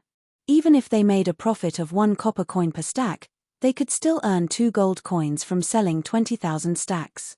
However, Joking Scholar's situation was different. Hence, he hurriedly shouted, Guild leader Tyrant, please wait a minute. I don't wish to waste time competing with those people, so I'll offer you a cost price of 50 copper coins. Take it as me trying to befriend you. However, you have to purchase 50,000 stacks. I'll even gift you 300 stacks of iron ore, 400 stacks of silver ore, 200 stacks of mithril ore, 100 stacks of gold ore, and also a mysterious iron-ranked runic or bag. Nobody can offer you a lower price than me. You're offering 50 copper coins a stack, and they come with a gift of rare ores as well. There are even 100 stacks of gold ore, a high-quality ore that I have never seen before. It seems that you are indeed sincere. I doubt that the other side can offer a price lower than this. All right, then. I'll buy 50,000 stacks of hard stones from you. Shifeng smiled contently. He was already quite satisfied that he could purchase 2,000 stacks of hard stones for only 50 copper coins a stack. At the expense of selling over 200 stacks of hard stones at a price of 40 copper coins a stack, he could purchase over 2,000 stacks at a price of 50 copper coins in return. He had made a huge profit out of this transaction. As for the remaining 48,000 stacks of hard stones, if Joking Scholar uncovered the truth, he would never sell him hard stones for such a low price again. Basically, there wouldn't be another business transaction between him and Twilight Echo.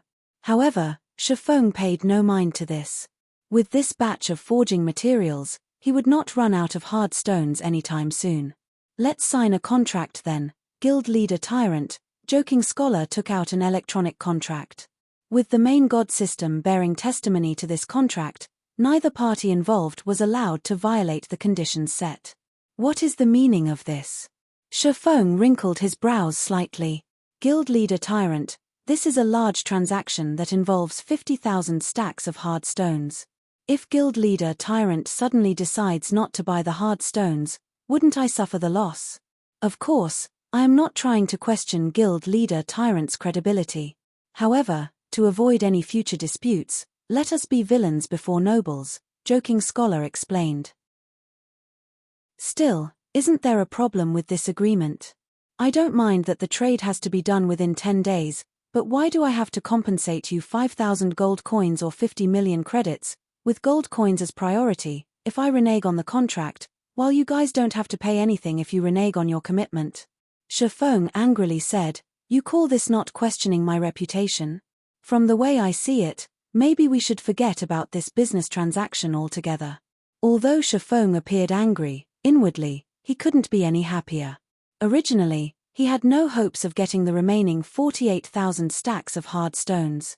He would never have thought that Joking Scholar would take such an action. Contrary to being furious, Shifeng couldn't help but eagerly agree to this contract. The evil one brought upon themselves truly was the hardest to bear. Please wait, Guild Leader Tyrant. I simply forgot to write it in.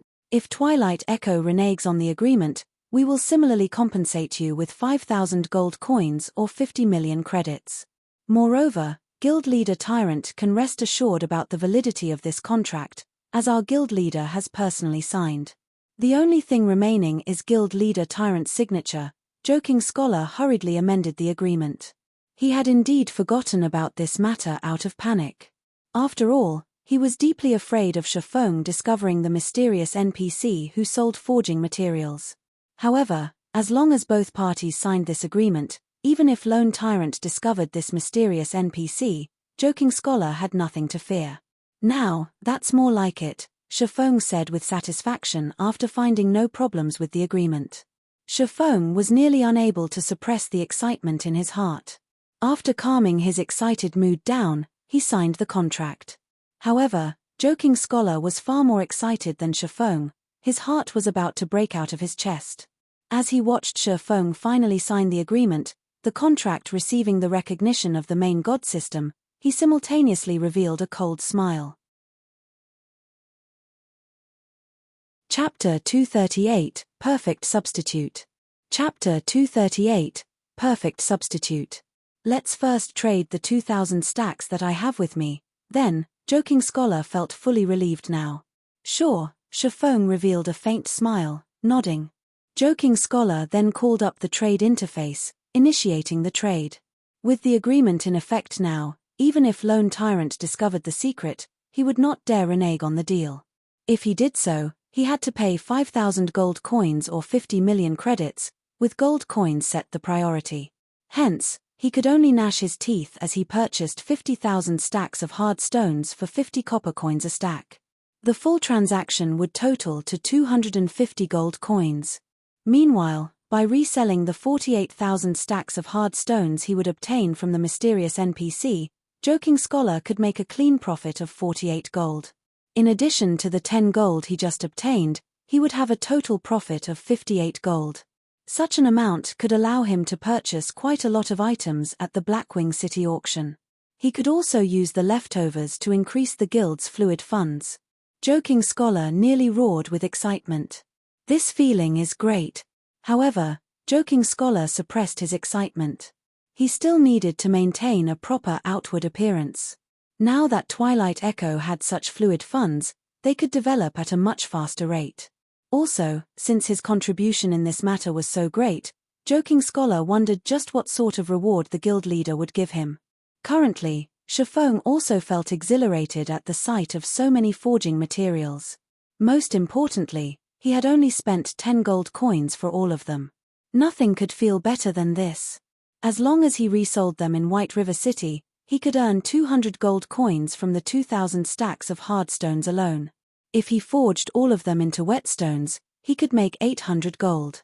If he turned them into advanced whetstones, that would be a 2,000 gold profit.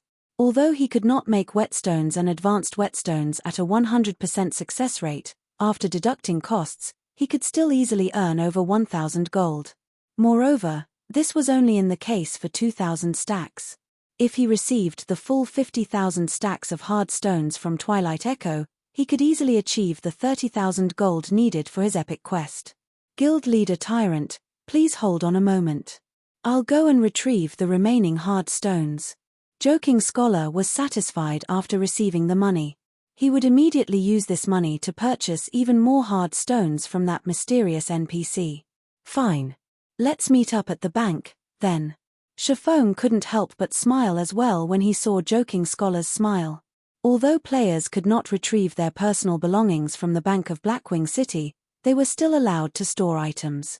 Right now, Shifeng's bag was full to the brim. It would be inconvenient for him to attend the Blackwing City auction in such a state. Hence, he planned to store his items first.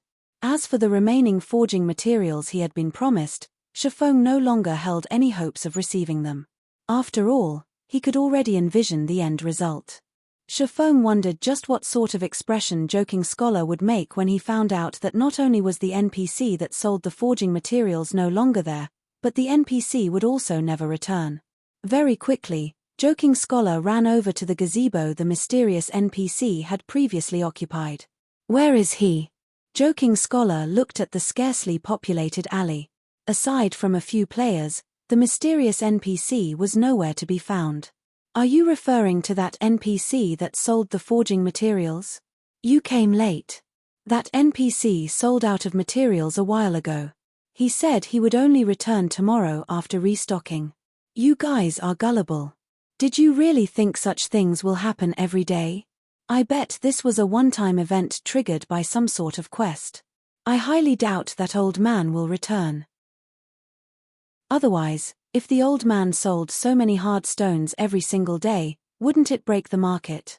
The main god system shouldn't make such a mistake. Two kind-hearted players passing by suddenly started chatting about this incident. How could this be? Hearing the words of the two kind-hearted players, Joking Scholar's face instantly turned ashen. Words could no longer describe his current mood. God, just what have I done? Whether the mysterious NPC sold the hard stones in limited amounts every day or stopped selling altogether, to Joking Scholar, there was no difference between the two. No matter which scenario occurred, it was impossible for him to put together 48,000 stacks of hard stones within 10 days. If he failed to do so, then he would break the terms of the contract. If so, he would have to compensate Shifeng with 5,000 gold coins, or 50 million credits. Faced with such a heavy price, Joking Scholar had instantly fallen from heaven directly into hell. Moreover, he had fallen to the most horrifying 18th layer of hell, Avisi. If he had known such a situation would occur, he absolutely would not have sold those forging materials he had for such a low price. In the end, he had only gained 10 gold coins for all those precious materials. Moreover, he had even dug his own grave and bought his own coffin by signing that 50,000 stack contract with Lone Tyrant. What was he supposed to do now? This won't do. I need to contact Lone Tyrant immediately. I have to think of a way to scrap that contract. At the end of the day, Joking Scholar was still a veteran businessman. Now that he knew what he should do, he hurriedly ran towards the bank of Blackwing City. If he had only lost this batch of forging materials, Twilight Echo could still bear such a loss. It would not greatly hamper the guild's overall development. Furthermore, he had at least received 10 gold coins for those materials. However, the remaining 48,000 stacks of hard stones would take Twilight Echo's life. If he took Twilight Echo's life, the guild leader would take his. Just after Shifeng stored all the materials in the bank, he noticed Joking Scholar running over to him in a flurry. Although Joking Scholar tried to feign calmness, with the immense pressure and fear bearing down on him, he failed. Brother Scholar is fast. It must be exhausting for you to transport the stones back and forth. I wonder how many stacks you have brought this time. Shifeng poked fun at Joking Scholar. Your Excellency Tyrant, I need to discuss a certain matter with you. Joking Scholar no longer had the confidence from before. He even started using honorifics in his speech. However, he had no choice as his life was now in Shifeng's hands. We are already business partners. If you have anything to say, just say it. Shifeng nodded. Your Excellency Tyrant is right. We at Twilight Echo have always been villains before gentlemen. Since we are business partners, we have to consider each other. If we trade 50,000 stacks of hard stones in a single go, I'm assuming that Your Excellency Tyrant won't have enough gold coins. Even if given 10 days, that should not be possible. Hence, after careful consideration, we have decided to alter the contract, loosening the conditions stated on it. How do you feel about this, Your Excellency Tyrant? Joking Scholar slowly explained, his words sounding very logical. If Shifeng hadn't known that Joking Scholar was trying to renege on the contract, he might have been moved to tears by Joking Scholar's words. As expected of a veteran businessman, he can still wear a straight face when tricking someone. For a moment there, I even believed he was thinking of my own good. Shifeng inwardly sneered. Unfortunately, such words could not move his heart or trick him, especially since he had long since known Joking Scholar's true colors. Many thanks for Brother Scholar's worries. However, Brother Scholar can rest assured that, as long as I return to my kingdom with these materials and resell them, I can earn the money back very quickly. I guarantee that I can clear the debt within 10 days, so there is no need for the extra trouble of altering the contract. Shifeng faintly smiled, saying, let's hurry and finish the trade, then. The auction is about to start. Following which, Joking Scholar gave a dozen more reasons to cancel the agreement, such as lowering the price even further, or increasing the trade amount, and so on. Unfortunately, Shifeng had rejected each and every one of them. This situation had pushed Joking Scholar to the brink of insanity. However, Joking Scholar didn't wish to reveal his intentions accidentally, so even though he was close to the point of vomiting blood out of anger, he chose to hold it in. Brother Scholar, you don't have to waste any more words in trying to change the agreement. I will not change it no matter what. After all, I can purchase 50,000 stacks of hard stones at a price of 50 coppers a stack. That is a rare opportunity that I won't find even if I try. Even if I bought them from an NPC, I definitely couldn't buy so many. You knew all along. Of course. Who wouldn't know about such a huge incident? Is there something wrong with your head? You wanted to resell the hard stones you bought from that NPC and make a huge profit off of me? Keep that in your dreams.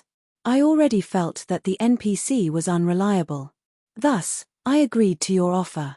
Seeing your frustration, as expected, that NPC really was unreliable. I eagerly anticipate the arrival of the remaining 48,000 hard stones. You swindled me. I am representing Twilight Echo. Aren't you afraid of angering Twilight Echo with your actions? We can extinguish a third-rate guild like Darkstar at any given minute. Oh, Twilight Echo is a first-rate guild. I'm so scared. Unfortunately for you, Twilight Echo is based in the distant Storm Empire. You guys are simply too far away from Starmoon Kingdom. So what if you are amazing? Can you do anything to me? What can you do to Darkstar? If you have the ability, Then come to Star Moon Kingdom. I'll gladly exterminate Twilight Echo and remove its name from God's domain permanently. However, for now, you guys best think of a plan to deal with the compensation. Ha ha ha. Saying so, Shifeng departed from Blackwing City's bank, laughing loudly and leaving behind an utterly dazed Joking Scholar. Joking Scholar was completely unable to accept the reality that he had been swindled. However, compared to being swindled, he felt more humiliated over the fact that Shifeng had been toying with him from the beginning. Moreover, he had gladly jumped for joy like a monkey. When Joking Scholar thought about this, he felt utterly humiliated. After a good while had passed, Joking Scholar bellowed, "Lone Tyrant, just you wait. Twilight Echo's power far exceeds your imagination. We will definitely destroy you and Dark Star." Chapter 239, Surprised Again and Again. Chapter 239, Surprised Again and Again. After Joking Scholar recovered from his shock, he immediately called up the system communication interface and reported to Twilight Echo's guild leader, Glorious Echo. "Guild leader, that lone tyrant clearly looks down on Twilight Echo. He has already resolved to swindle 5,000 gold coins from us." Joking Scholar reported everything that happened to Glorious Echo, trembling as he spoke. Although he was one of the core members of Twilight Echo, he had caused a huge loss to the guild this time. Who knew what the guild leader would do to him? I understand. However, a mere third-rate guild is not yet worthy of me taking action personally. I'll send Brilliant War God to deal with the corporation standing behind Darkstar in reality. If Lone Tyrant is sensible, he should know what to do. If he thinks he can easily take 5,000 gold coins from me, he should think again. However, Scholar, your performance this time has disappointed me. After you're done with the auction, return and hand over your duties to Green Wave. Yes, guild leader. I will meet with Green Wave once I return. Although Glorious Echo had not scolded Joking Scholar, he had made his intentions clear. Instantly, Joking Scholar's outward appearance seemed to age by over a decade. Even if he inwardly felt reluctant, he could only accept this conclusion. At this moment, hatred of Lone Tyrant filled Joking Scholar's very soul. If it weren't for Lone Tyrant, he would not have fallen to such a fate. Unless he could perform astonishingly, bringing a huge benefit to the guild would no longer regard him with any importance. No. I can't just give up. As long as I can buy an item at the Blackwing auction that will surprise the guild leader, he might even decide to rescind my punishment. A final trace of hope ignited in Joking Scholar. With the 8 gold he had brought from the guild, in addition to the 10 gold he previously obtained, he currently had 18 gold on him. With so much money, not even a first-rate guild could contest him in the auction. Elsewhere, Shifeng had already arrived at the Blackwing auction house under the guise of Black Flame. Shifeng's plan had succeeded magnificently. Not only had he earned a large sum of coins and credits, but he also helped Darkstar make a powerful enemy. Twilight Echo was a first-rate guild. Meanwhile, as the guild leader of this first-rate guild, Glorious Echo possessed over 20 years of experience playing virtual reality games. Furthermore, he had led Twilight Echo in campaigns in the virtual world for over a decade, so he had a wealth of experience, and his strength and techniques were also extremely powerful. Aside from such an impressive guild leader, Twilight Echo also possessed tens of top-tier experts. In the past, every one of these experts had become Tier 4 or above powerhouses.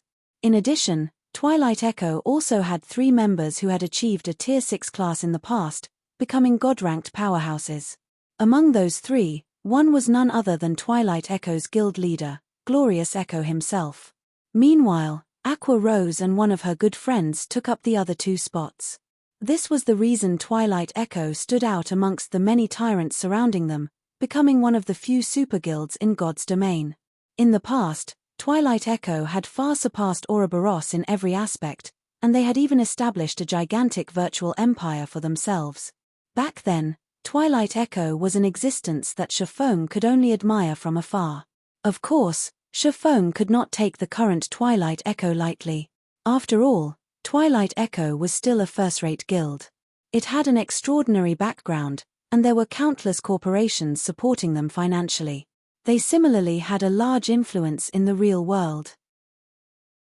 To deal with a third-rate guild like Darkstar, they could simply put some pressure on Darkstar economically in reality, and Darkstar would suffer. Hence the reason Shifeng had chosen to disguise himself as Lone Tyrant when toying with Twilight Echo. Right now, Shifeng still did not know who supported Darkstar from behind the scenes. However, with a first-rate guild like Twilight Echo placing financial pressure on them in the real world, Shifeng could, at least, glimpse the powerful organization standing behind Darkstar. That way, Shifeng could take appropriate measures to deal with them in the future. Just as Shifeng was about to take a seat in the auction hall, Shifeng's system communicator rang out. The person contacting him was none other than Aqua Rose, who had been out of reach all this time. Miss Aqua, you sure are a busy person. You actually sent a representative for such an important business transaction, Shifeng teased. Shifeng was very clear that Aqua Rose's absence had something to do with Glorious Echo. After all, Aqua Rose's recent performance had been too impressive. The nail that stuck out would be hammered down. Glorious Echo must have felt Aqua Rose was a threat to his position. Master Black Flame, you must be joking. I've only managed to log into God's domain after much difficulty. However, it seems that I am still too late. Aqua Rose's tone was helpless as she spoke. What happened? Shifeng asked curiously. Based on Aqua Rose's tone, Shifeng could tell that this matter was not as simple as it seemed. Otherwise, why would a strong woman like Aqua Rose reveal a trace of depression and helplessness?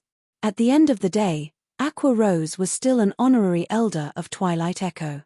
Her position in the guild was extremely high. Moreover, Aqua Rose's family in the real world had a powerful background. Her family was also one of the corporations supporting Twilight Echo financially, so they possessed significant shares of the guild. Thus, unless Glorious Echo had gone insane, he should not have taken any vicious actions against Aqua Rose. The current situation was merely a business competition, and both were still doing it to develop Twilight Echo. At worst, both parties would only feel dissatisfied with each other. They would not break off all relations with and start an all-out war. It's nothing much.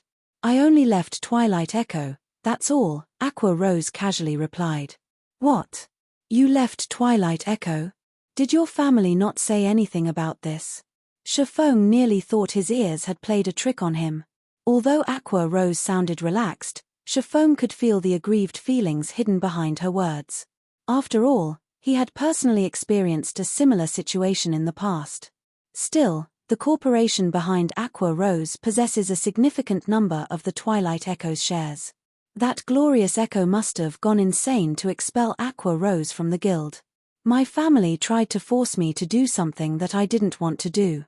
I refused, so I was expelled from Twilight Echo as a result. In a fit of rage, I also ran away from home. I am penniless now after buying a new virtual reality helmet. I wonder if Master Black Flame would be willing to shelter me. Aqua Rose giggled as she joked. She had only been joking about her current financial state. After all, it was a fact that she was the princess of a major corporation. It was inevitable that she would have some money saved up. Even if she ran away from home and did not rely on her parents, the money she had in her bank account could allow her to live the rest of her life in peace without working. Sure. I would gladly welcome a powerful helper like Miss Rose. How does an annual salary of 1 million credits, in addition to 5% of my workshop's shares, sound to you? Shifeng naturally knew Aqua Rose only joked with him. However, Shifeng did not wish to miss such a fortuitous opportunity now that it had landed in his lap. Who knew how long he would have to wait to encounter such an opportunity again? Aqua Rose was immediately dumbfounded by Shifeng's offer. Normally, it was already impressive for a guild to offer an annual salary in the millions. Yet, Shifeng went as far as to offer her 5% of his guild's shares willingly. This was an unimaginable offer, and it clearly showed how highly Shifeng viewed her. Aqua Rose suddenly felt bewildered. Originally, she had intended to start up her own workshop from scratch. After all, some of her loyal subordinates had left Twilight Echo with her after learning of her expulsion. With this group of people under her command, she could still establish a relatively strong workshop. In the future, She intended to build a guild powerful enough to rival Twilight Echo. She wanted to teach her family that their decision was a mistake. The only problem remaining would be Twilight Echo's oppression. It was also why she currently had a massive headache. If she wished to continue developing herself and her workshop in the Storm Empire, they would have to face the full brunt of Twilight Echo. Meanwhile, Aqua Rose was very clear on just how amazing Twilight Echo was as a guild. But now that Shifeng had invited her with such sincerity, she was at a loss on what to do. Chapter 240, Purgatory's Shadow. Chapter 240, Purgatory's Shadow. If that is still not enough, you can become the vice leader of the guild. You can also form your own elite team and maintain independence. How about it? Shifeng added. Twilight Echo's abandonment of a future Tier 6 God-ranked powerhouse was the same as crippling both of their arms. The reason Shifeng thought both and not just one of their arms was because, without Aqua Rose, her Tier 6 friend would not join Twilight Echo. Hence, Twilight Echo's decision to expel Aqua Rose was the equivalent of expelling two future God-ranked powerhouses. Meanwhile, Shifeng had single-handedly caused this tragedy of Twilight Echoes, albeit unintentionally. If he could recruit Aqua Rose into his guild, he very much looked forward to the guild's future. Even if I agreed to your offer, I still have a group of subordinates in the Storm Empire. I might be able to afford the expensive teleportation fee for myself, but they won't be able to. Moreover, for my sake, they chose to leave Twilight Echo and abandon their bright futures there. I can't just abandon them for my own selfish reasons. I am truly sorry about this. Although Shifeng's offer was very attractive, Aqua Rose was not willing to abandon her subordinates. Are there a lot of them? Shifeng asked. There should be over 100 people. Master Black Flame, you should just give up. Not even Twilight Echo can afford the teleportation fee for so many people. Aqua Rose naturally understood Shifeng's intentions behind the question. Teleportation across countries was costly. Moreover, the Storm Empire was very far away from Star Moon Kingdom, so the teleportation fee involved would be far more expensive. A rough estimate for a single player was 2 to 3 gold coins, while the total for 100 players would be at least 200 to 300 gold coins. Not to mention just one first-rate guild, even 10 first-rate guilds combined couldn't afford such a price. It was impossible that Shifeng would possess so many gold coins. So, it's only 100 or so. Fortunately, there aren't too many. Shifeng sighed in relief. If there were over 1,000 players, then he would truly feel heartache from the teleportation fees. Come to Star Moon Kingdom, then. I'll pay the teleportation fees.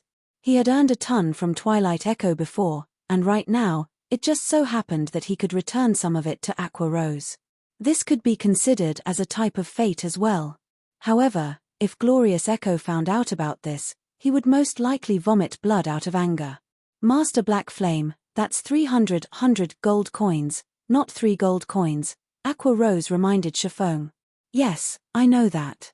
I'll send 300 gold to you in a moment.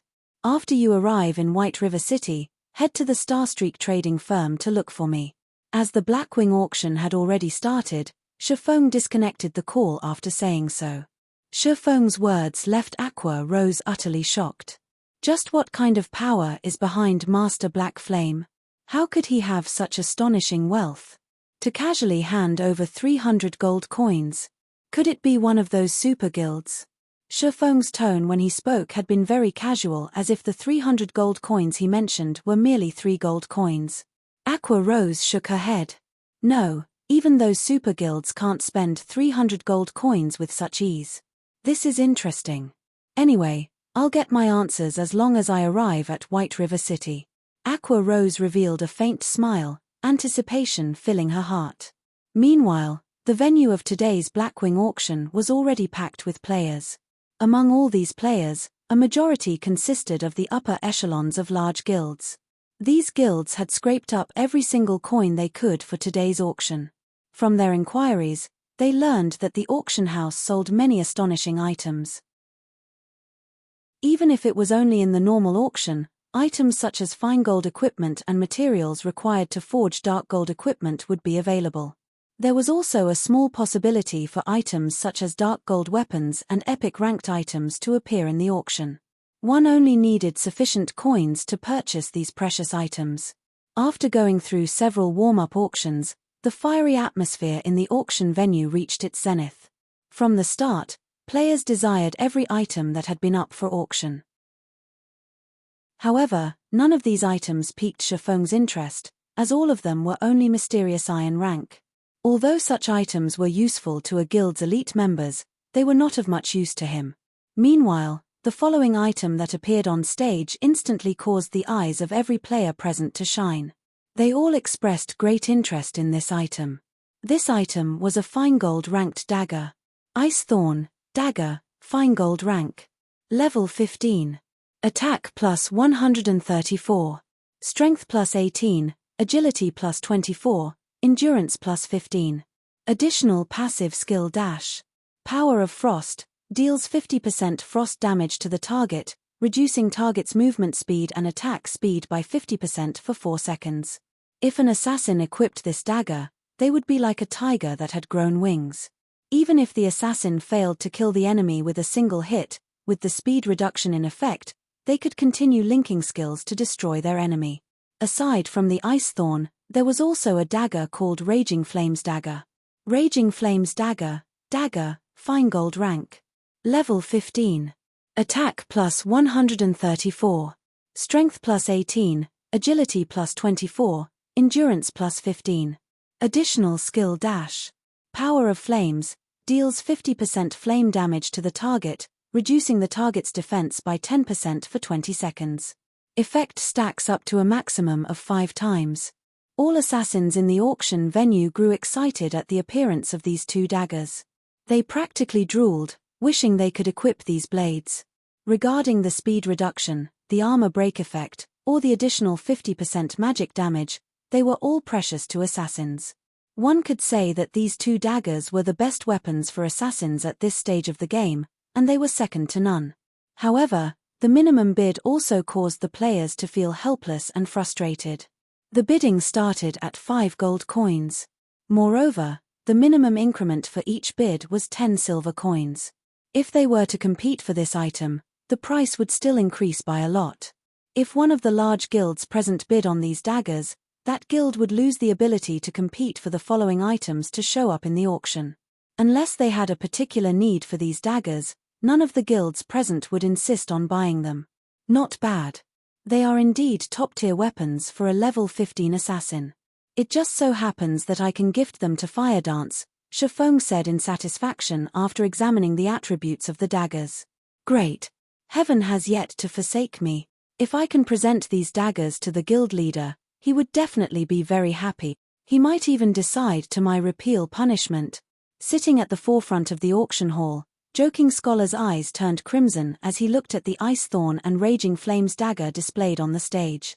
If level 200 guards were not present, he might have rushed onto the stage to snatch the weapons.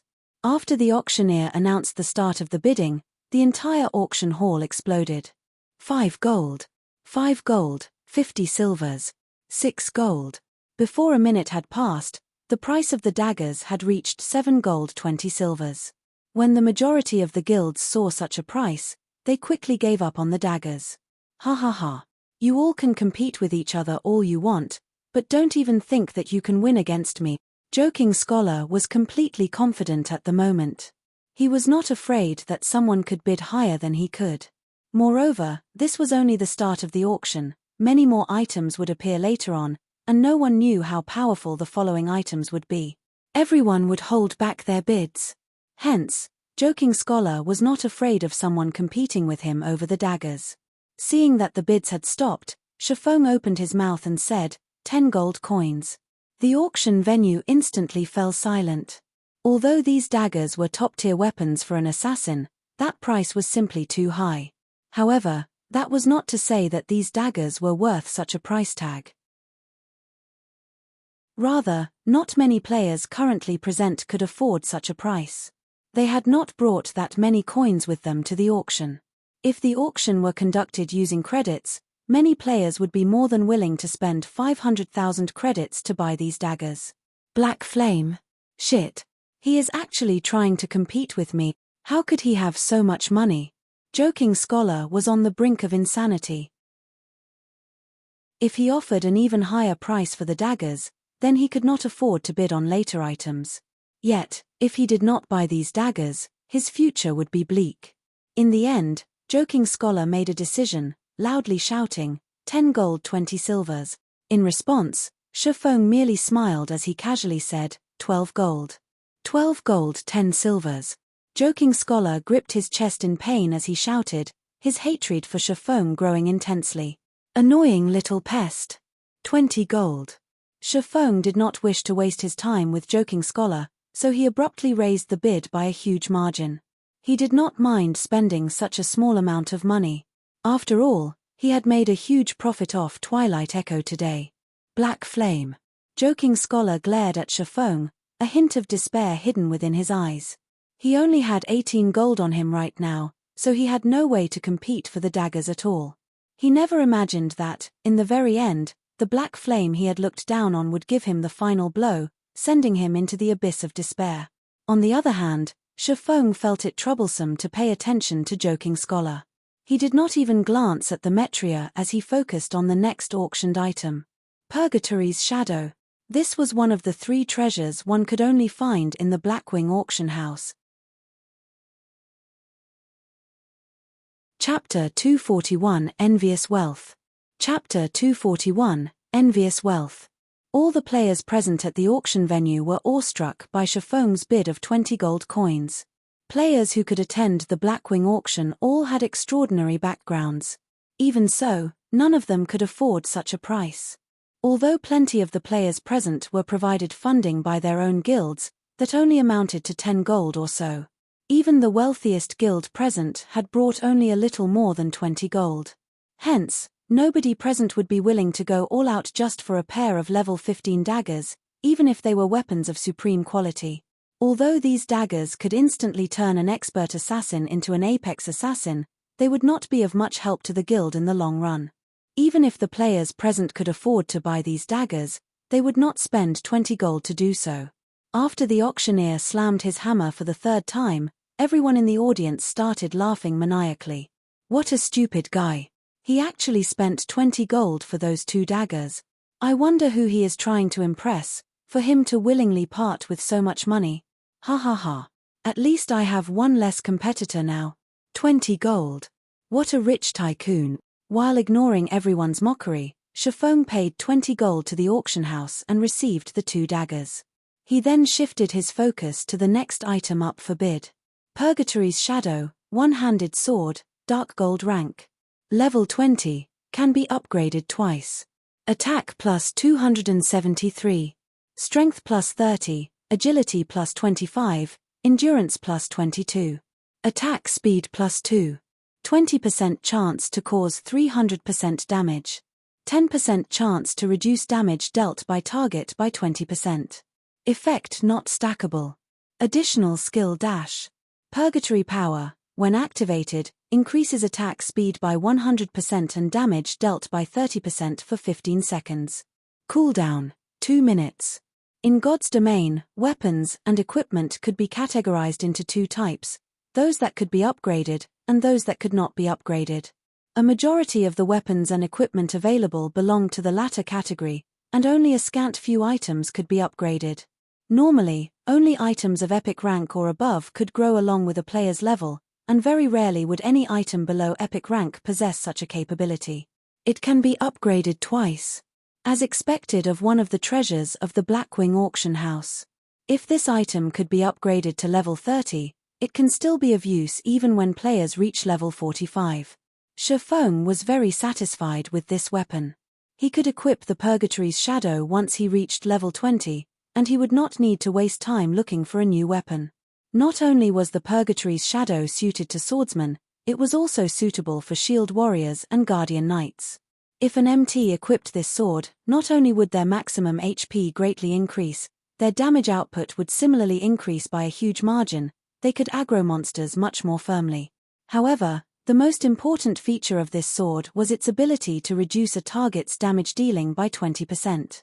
This weapon was practically made to counter boss monsters. If used inside a team dungeon, its effect would be decisive. Compared to the 2 fine gold ranked daggers from before, the dark gold ranked Purgatory's Shadow would be of much greater help to a guild. However, the minimum price for the Purgatory's Shadow was likewise greater. Many guilds were overwhelmed by the sword's starting bid of 15 gold. With the funds they possessed, they could only sit on the sidelines in this auction. This sword belongs to me. Everyone else, don't even think of trying to compete against me for it. Who the fuck are you? We, world dominators, have taken a liking to this sword. Whoever dares to bid will be looking for trouble with us. Do you guys think you are the only first-rate guild present in this auction? Our guild is the bloodthirsty war god. Anyone who dares to bid will be dead meat. Although the price of the Purgatory's Shadow was high, the competition for it was still intense. It made one truly wonder just what price it would achieve in this auction. Hence, the many first-rate guilds present started sending warnings to the other guilds in the hopes of buying the Purgatory's Shadow at a cheap price. Idiots. Shifeng helplessly shook his head at their actions. Did these people think that the ones buying items here were limited only to players? Although the minimum bid for the Purgatory's Shadow was 15 gold, according to Shifeng's understanding, one needed to bid at least 25 gold in order to secure the item. Otherwise, it would be bought out by NPCs. Did these first-rate guilds think that, by voicing threats, they could take advantage of loopholes in the system? Soon after, the bidding for the Purgatory's Shadow started, and the price for the sword soared continuously. In a blink of an eye, the price of the sword had already reached 20 gold. The ones currently bidding for the sword consisted of only first-rate guilds. Second-rate and third-rate guilds did not have the funds to take part in this auction at all. They could only look on in silence, unwillingness filling their hearts. Meanwhile, Joking Scholar similarly felt helpless as he sat in the front row of the auction. If he had not been swindled by Lone Tyrant, he could have bought those 2 daggers already and also this Purgatory's Shadow, while the other guilds could only watch as he did so. After the bidding continued for several minutes, the price for the Purgatory's Shadow finally stopped increasing. At 24 gold 30 silvers, this price was very low where level 20 dark gold weapons were concerned. Not to mention, this was also a dark gold weapon that could be upgraded. Ha ha ha. This Purgatory's Shadow belongs to me now. Seeing that nobody else was outbidding him, the berserker from World Dominators cheered. The members of other guilds could only look at this berserker with unwillingness in their eyes. In an auction, players competed with one another in terms of wealth, not influence. However, immediately after the auctioneer slammed his hammer for the second time, someone broke the silence and made a bid. Moreover, it wasn't just limited to a single person. 25 gold. 26 gold. This sword looks finely made. I can add it to my collection. I'll bid 30 gold coins. At this moment, a nobleman of Blackwing City placed an astonishing bid, stupefying all the guilds present. Why are the NPCs joining the bid as well? This question baffled many of those present in this auction. If NPCs were going to bid against them too, how were they supposed to compete? That man was an NPC, a noble of Blackwing City at that. How were players supposed to outbid him? Damn. This auction house is clearly trying to toy around with us. They're only letting us players compete for the non-precious items. If I had known this would happen, I would have bought those 2 fine gold ranked daggers from before. That person was truly lucky. He managed to so easily obtain those 2 daggers. Many of the players present started regretting their previous inaction. They never thought that the auction house would play such a card. 31 gold. At this moment, a familiar, indifferent voice resounded in the auction hall. Every player in the venue immediately turned their gazes toward the origin of this indifferent voice. However, their eyes were immediately filled with both shock and disbelief when they discovered the owner of the voice. The person who called out this bid was none other than Shifeng, the person who previously bought the 2 fine gold ranked daggers for 20 gold. Now, he had once again placed a bid of 31 gold. How much money does this fellow have? Everyone started making speculations that Shifeng might have robbed an NPC noble. Otherwise, how could he have so much money? After Shifeng shouted his bid of 31 gold, The great noble immediately countered with a bid of 32 gold. However, Shifeng did not fall behind as he followed up with 33 gold. As both parties took turns placing bids, the price of the Purgatory's shadow gradually increased. Every player witnessing this scene had their mouths gaping wide in shock. Finally, Shifeng secured the Purgatory's shadow at a price of 39 gold. Following which, several rounds of auction passed without much commotion. Compared to Shifeng's 39 gold purchase, the other auctioned items were sold at much lower prices. Although another treasure appeared during the auction, it was a dark gold ranked leather armor that failed to pique Shifeng's interest. In the end, the equipment was bought by an NPC for 32 gold. When the auction reached its peak, the bid for the third treasure finally started. This third treasure could also be considered the grand finale of this auction. Just the starting bid of this item was already set at 30 gold, causing every guild present to give up on bidding for it. After all, they already knew that, in order to secure this item, they would have to bid at least 50 gold or above. Unless several first-rate guilds pooled their funds together, it would be an impossible feat. However, the notion of forming such an alliance was simply unimaginable for the many first-rate guilds present. Lending money to other guilds at this point in time would be no different from lending money to an enemy. Even if they did join together and purchase the item, there would only be one copy of the item. How were they supposed to split it? Hence, it was impossible for any of the guilds present to form an alliance. Chapter 242 Arclight Shield. Chapter 242 Arclight Shield. Originally, the guilds attending the Blackwing auction had already given up on bidding for the final item. They merely stayed to take a look at how high the price of the final item would reach. The minimum price for the item was 30 gold. None of the guilds present were that flush with fluid funds. However, the moment their sights landed on the final item, they instantly had a change of heart. The reason being, the item displayed on stage was simply too important to a guild. The final item was neither weapon nor equipment. Instead, it was a forging design. If the forging design was for a normal weapon or equipment, nobody would have paid any attention to it. However, the forging design being auctioned was for the Arclight Shield, a level 15 fine-gold ranked shield. If they could produce this item, it would definitely provide a huge improvement for the MTS in their guilds. This shield was especially useful during this crucial period of the game. With more and more first clears of 10-man and 20-man dungeons taken, the various large guilds had already started challenging 50-man team dungeons. However, there was one problem that vexed them without end: their MTS could not even tank the first boss of the dungeon.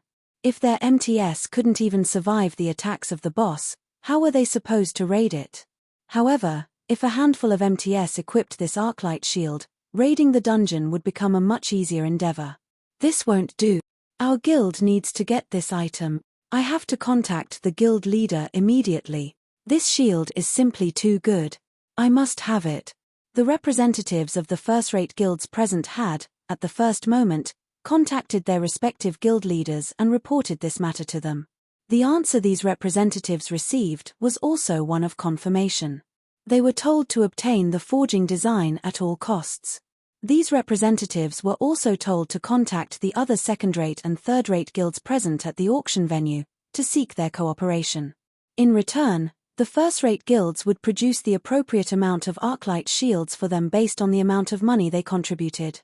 Originally, the second-rate and third-rate guilds present had long since given up on bidding for the Arclight shield forging design.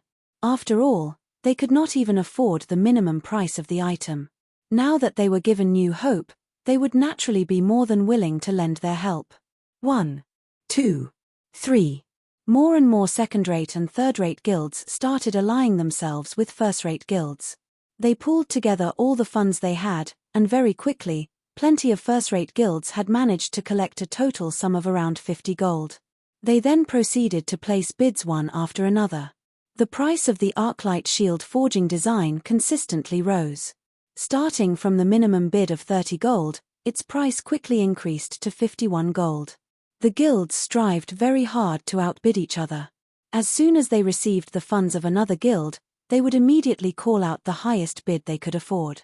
They were deeply afraid that, if they gave the other guilds too much time, the other guilds would be able to obtain even more funds. Just as these guilds were competing against one another with a fiery passion. 60 gold. Shifeng immediately raised the bid by 9 gold.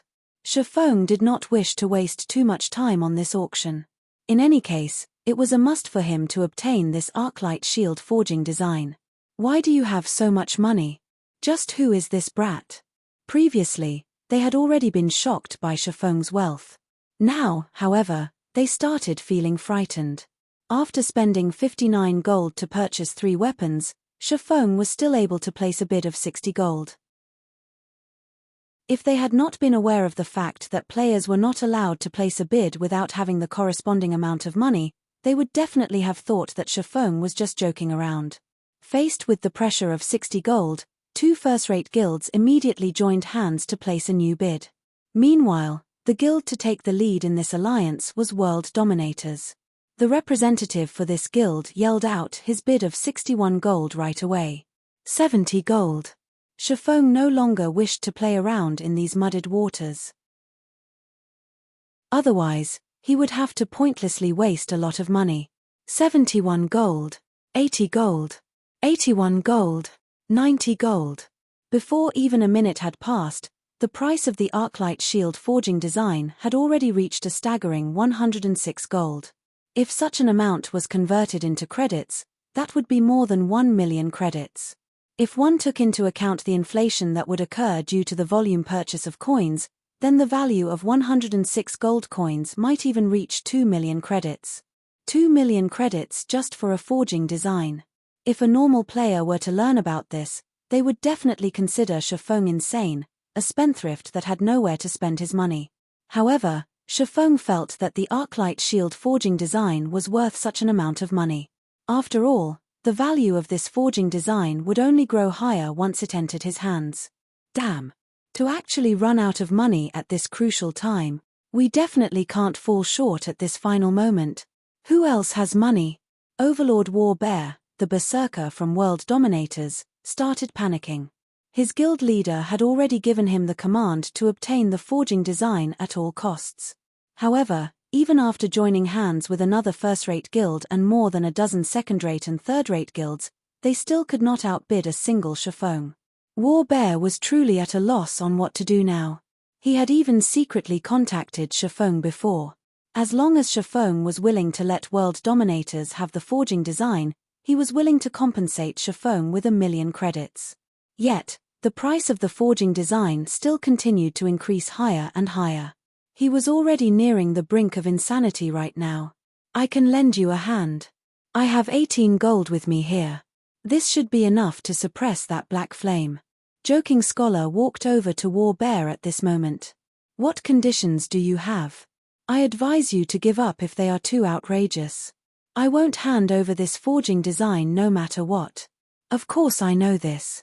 My conditions are simple. After World Dominators obtains the forging design, just give me the arclight shield that I deserve. In addition, I also wish for you guys to take care of that black flame. He is affiliated with the Star Moon Kingdom, and I know World Dominators has quite a number of members there. Dealing with Black Flame should be no problem for you all. Aside from his hatred for Lone Tyrant, Joking Scholar's remaining hatred was targeted at Black Flame. Unfortunately, Joking Scholar did not know that both persons were actually one. Fine, I'll agree to your conditions. In truth, without needing your mention, World Dominators would similarly take care of him. Overlord War Bear revealed a faint smile.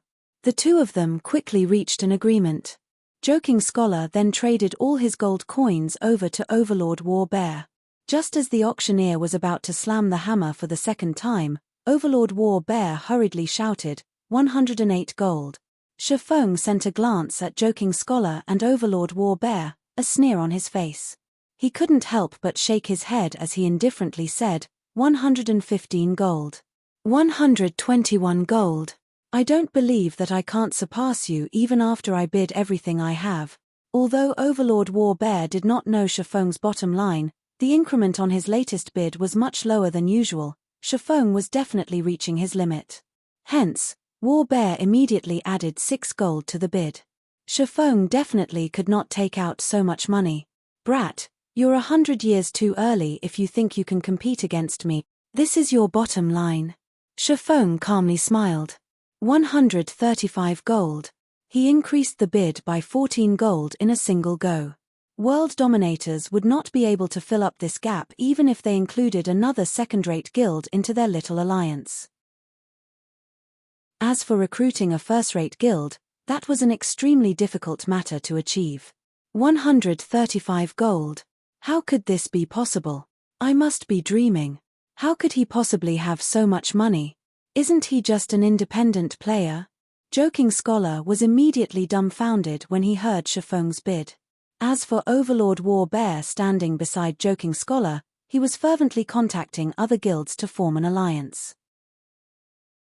However, although he received a favorable reply from another first-rate guild, the condition set by that guild was for them to receive the forging design instead of world dominators. Naturally, Overlord War Bear refused this condition. Yet the few additional third-rate guilds he managed to recruit barely had any money on them. Even after summing up all the additional coins he received, Overlord War Bear did not have the right to shout out a bid at all. 135 gold going once. 135 gold going twice. Even when the auctioneer's hammer landed for the second time, not a single guild present was able to place a new bid. They watched blankly as the auction proceeded toward its end, powerless to do anything about it. 135 gold going thrice. Let us congratulate Mr. Black Flame for obtaining this Arclight Shield forging design, following which, a beautiful hostess brought the forging design to Shifeng. After Shifeng paid the 135 gold to the auction house, the hostess similarly handed the forging design over to Shifeng. After officially receiving the Arclight Shield forging design, Shifeng wondered just what sort of attributes the shield itself possessed.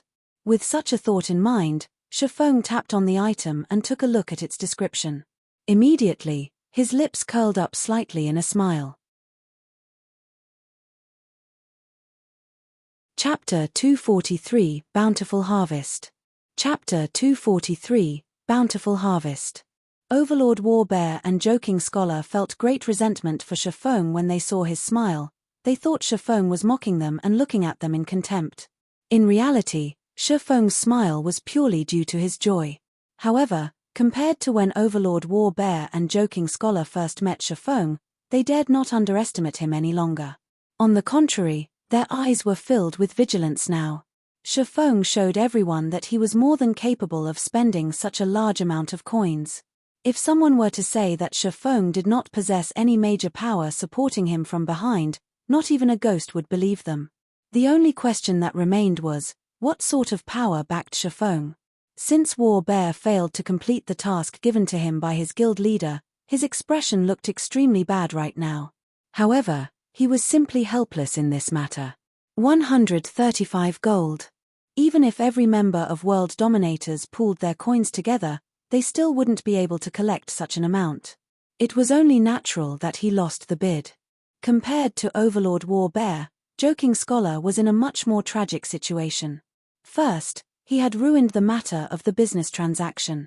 Now, he didn't even manage to buy a single item in the Blackwing auction. What kind of explanation was he supposed to give his guild leader, Glorious Echo? However, Shifeng was very grateful for Joking Scholar. It was only thanks to Joking Scholar's greed that he managed to obtain so many forging materials.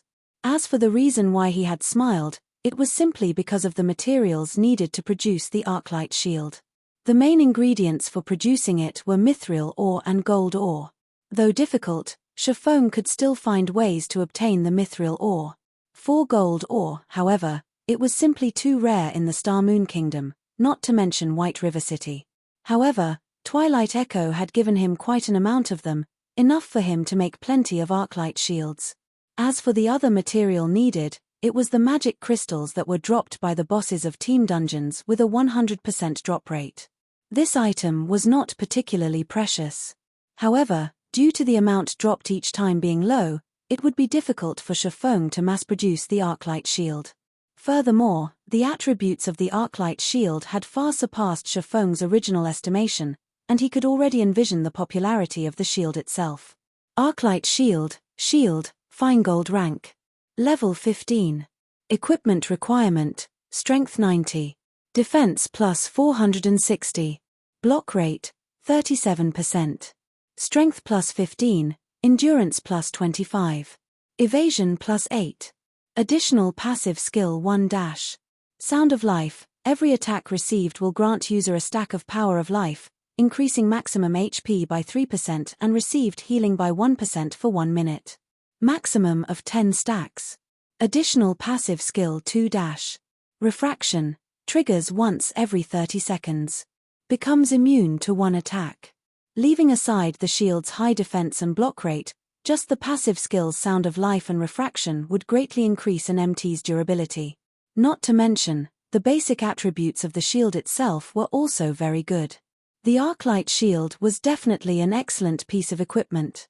If a 50-man team could have all their MTS equipped with the Arclight Shield, they might have a very high chance of successfully raiding the normal mode of a 50-man team dungeon right now.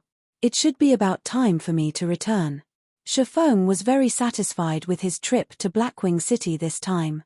He had reaped a bountiful harvest. First was the 50 million credit agreement. Next was his successful recruitment of Aqua Rose. Now, he had even obtained the forging design for the Arclight Shield. Most importantly, Aqua Rose was also going to bring her 100+ elite players over. Their addition had instantly increased his guild's overall strength by a large margin. The next problem he had to deal with was how he would integrate these new members into his guild. Over 100 people, huh? Aqua Rose has truly given me a huge help this time. Now, I won't have to worry about lacking members to raid the demon's castle. Shifeng felt that it would not be enough just to have a workshop. He needed to make some additional preparations and initiate his follow-up plans.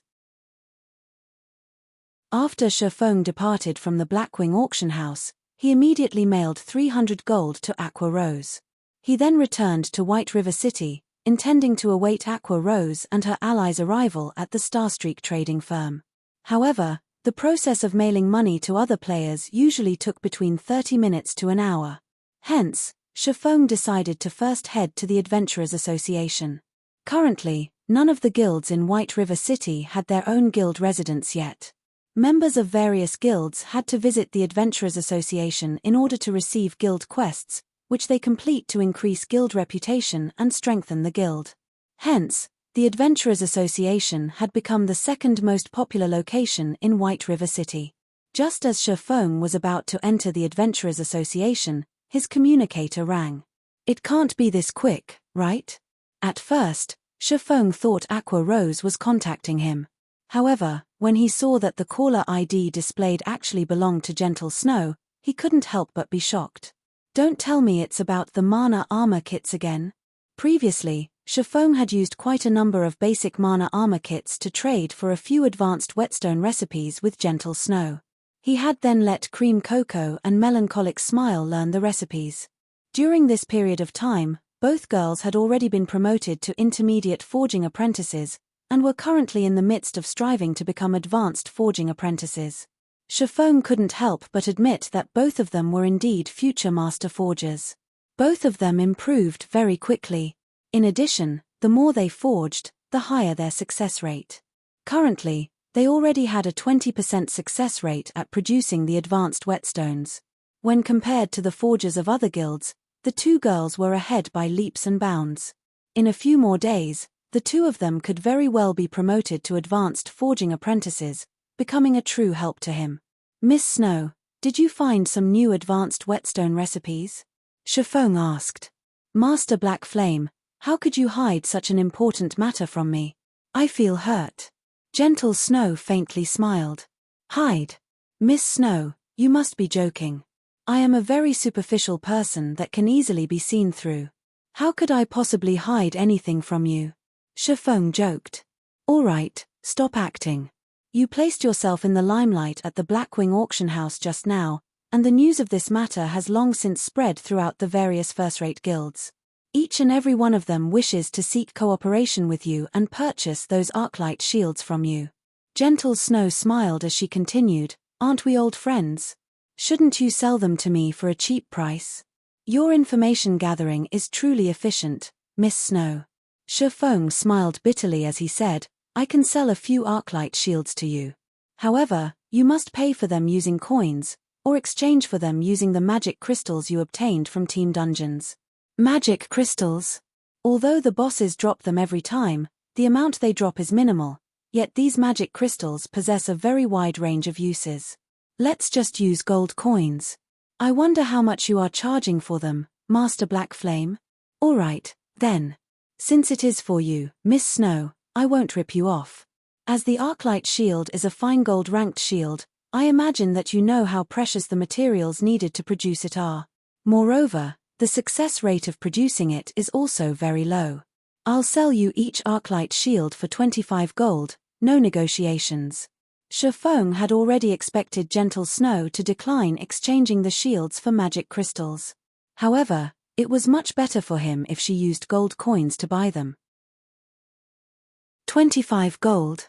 Even if I took the fluid funds of every Ouroboros branch in the Star Moon Kingdom, I still won't have that much money. Can't we trade using credits? How about 500,000 for each shield? Gentle Snow was astonished by the Arclight shield's price. However, she similarly knew of the difficulty of crafting a fine gold ranked shield. If it were up to their forgers to make the shield, the cost might not even stop at just 25 gold. Yet, it was clearly impossible for them to fork out 25 gold to purchase an Arclight shield, unless of course, they decided to stop the guild's development. Still, halting development at this stage of the game would put the guild into a decline, so they absolutely could not stop their development. Currently, all the major guilds were attempting to obtain the first clear of a 50-man team dungeon, while the Arclight shield was a must-have item for them to get a lead over the other guilds. Faced with two difficult choices, Gentle Snow could only bitterly smile as she was caught in indecision. Alright, then. I'll exchange using magic crystals, Gentle Snow helplessly said. Ouroboros, a grand and mighty first-rate guild, was actually poorer than a single independent player. Black Flame was truly a monster. That's fine as well. The exchange ratio would be 1 to 100. I'll notify you after I manage to produce them. Shifeng smiled as he disconnected the call. He then proceeded to enter the Adventurers Association. You're tuning in to the Celestial War YouTube channel. Don't forget to subscribe and join us on this journey to catch the most captivating stories,